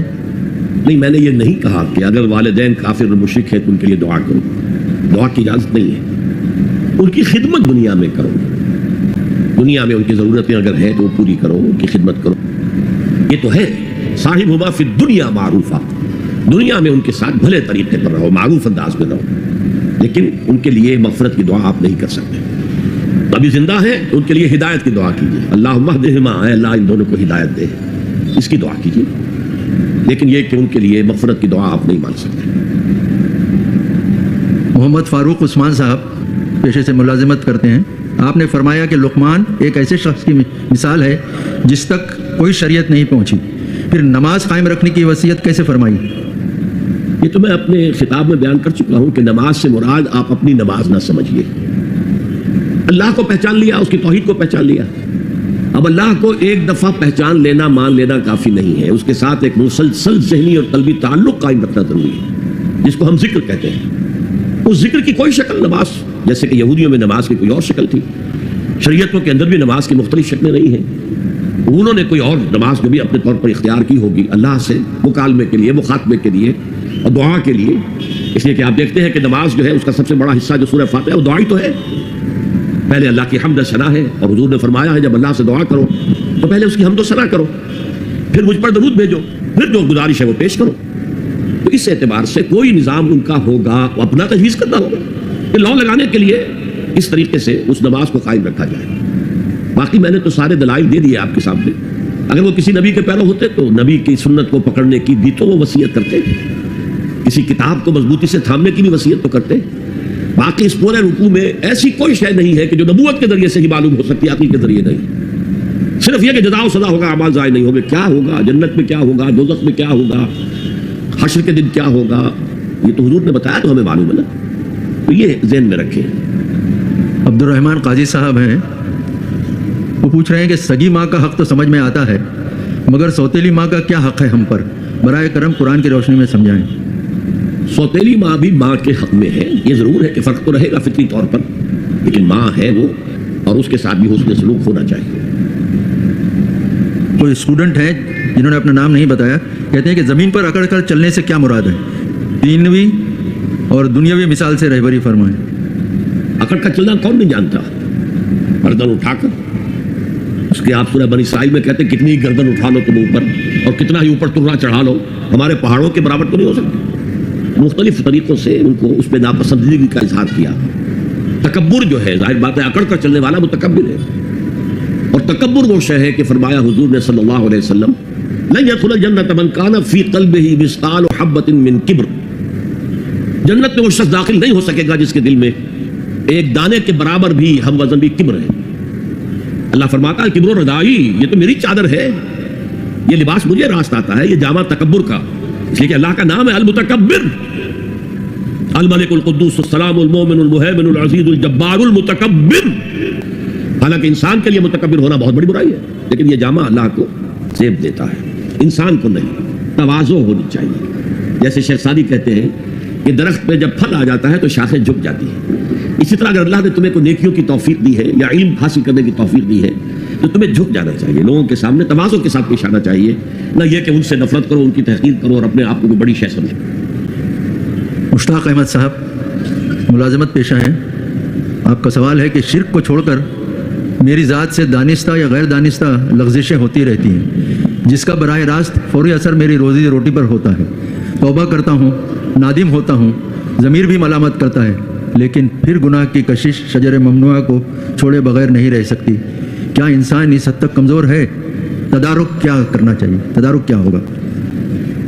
دیکھیے، تدارک تو یہ ہے کہ اپنے ایمان کو اور گہرا کیجئے اور گہرا کیجئے اور گہرا کیجئے، جس کا منبع اور سرچشمہ قرآن ہے۔ قرآن پڑھیں اور قرآن کو اول تو کوشش کریں، اگر آپ کی عمر ابھی ایسی ہے کہ آپ سیکھ سکتے ہیں تو عربی زبان سیکھیں اور قرآن کو اپنی آنکھ سے پڑھیں، ترجمے سے نہیں۔ ترجمہ سیکنڈ ہینڈ نالج ہے، ترجمہ جب آپ پڑھ رہے ہوتے ہیں تو مترجم کی آنکھ سے قرآن پڑھ رہے ہوتے ہیں، اپنی آنکھ سے نہیں، وہ سیکنڈ ہینڈ نالج ہے، وہ نالج دے سکتا ہے، انسپائر نہیں کر سکتا، ترجمہ کبھی انسپائر نہیں کرتا۔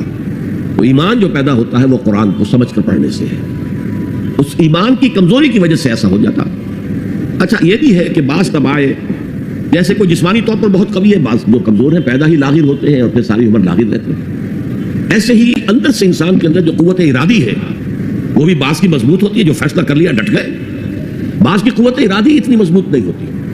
مثلا بعض لوگ سگریٹ چھوڑنا چاہتے نہیں چھوڑ سکتے، 8 مہینے 10 مہینے پھر اس کے بعد جو ہے وہ دوبارہ عہد کر لیا، تو یہ وہ ان کی جو ول پاور ہے، اسٹرینتھ آف ڈٹرمنیشن وہ کم ہے۔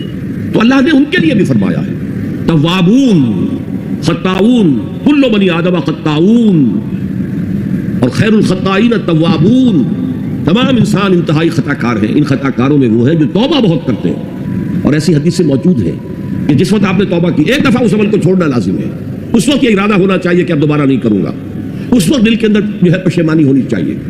اور اگر وہ حقوق و لباس کا گناہ ہے تو یا تو جس کا پیسہ مارا ہے اس سے معافی حاصل کریں یا کمپنسیٹ کریں، اس لیے کہ حقوق و لباس کے جو معاملات ہیں وہ اللہ معاف نہیں کرے گا، اپنے حقوق کو معاف کرنے میں وہ بہت سخی ہے۔ اس کے بعد آپ کچھ عرصے کے بعد پھر گناہ ہوئے پھر توبہ کریں، پھر گناہ ہو جائے پھر توبہ کریں، جڑے رہیں اللہ کے ساتھ۔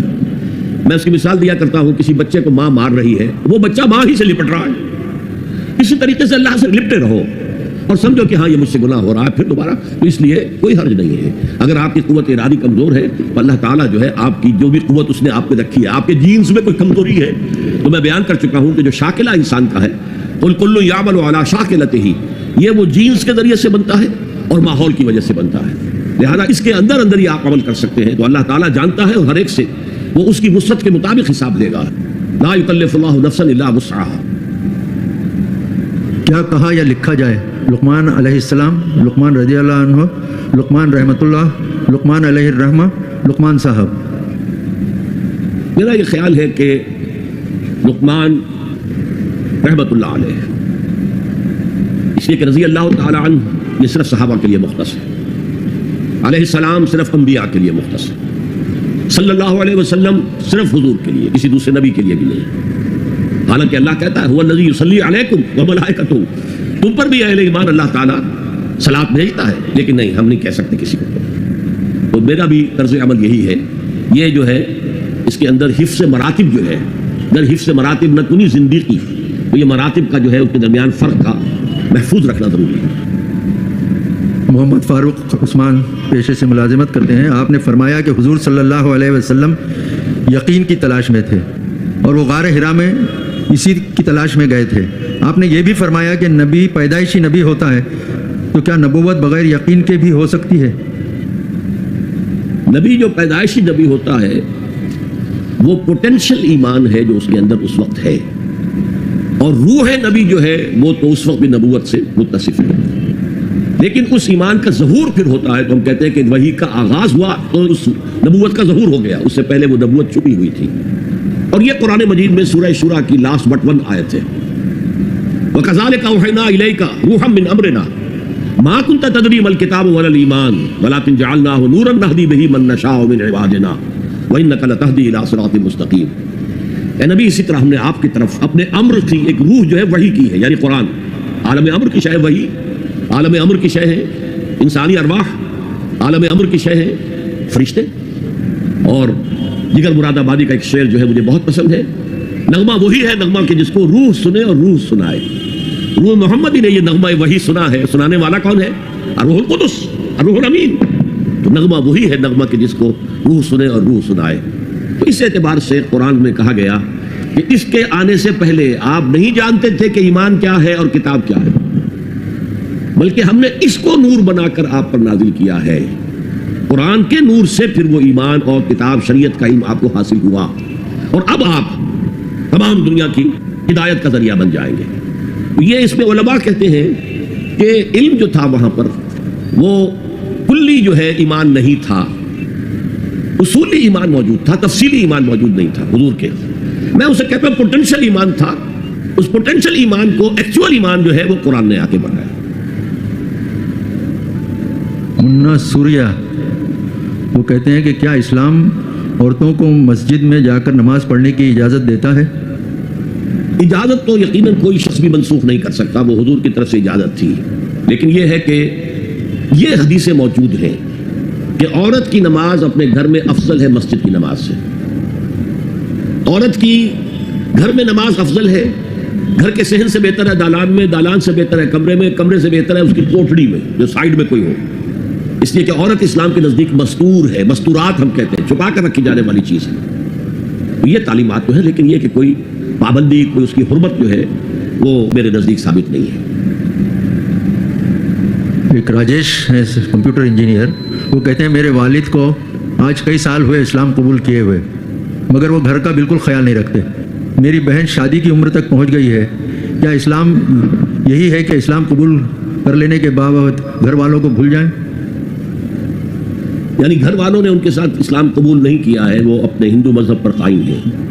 میرے نزدیک اس صورت میں بھی انہیں اپنی اولاد کی ذمہ داریاں ادا کرنی چاہیے، وہ غلط کر رہے ہیں اگر ان معاملات میں اپنی کوتاہی برت رہے ہیں۔ شمس الدین صاحب تجارت کرتے ہیں، ان کا سوال ہے، عرض یہ ہے کہ عمومی طور پر بیوی اور ماں یعنی ساس بہو میں تکرار ہوتی رہتی ہے، ایسی حالت میں لڑکا بڑی مشکل میں پڑ جاتا ہے۔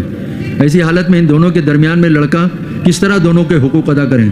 جواب دیں، مہربانی ہوگی۔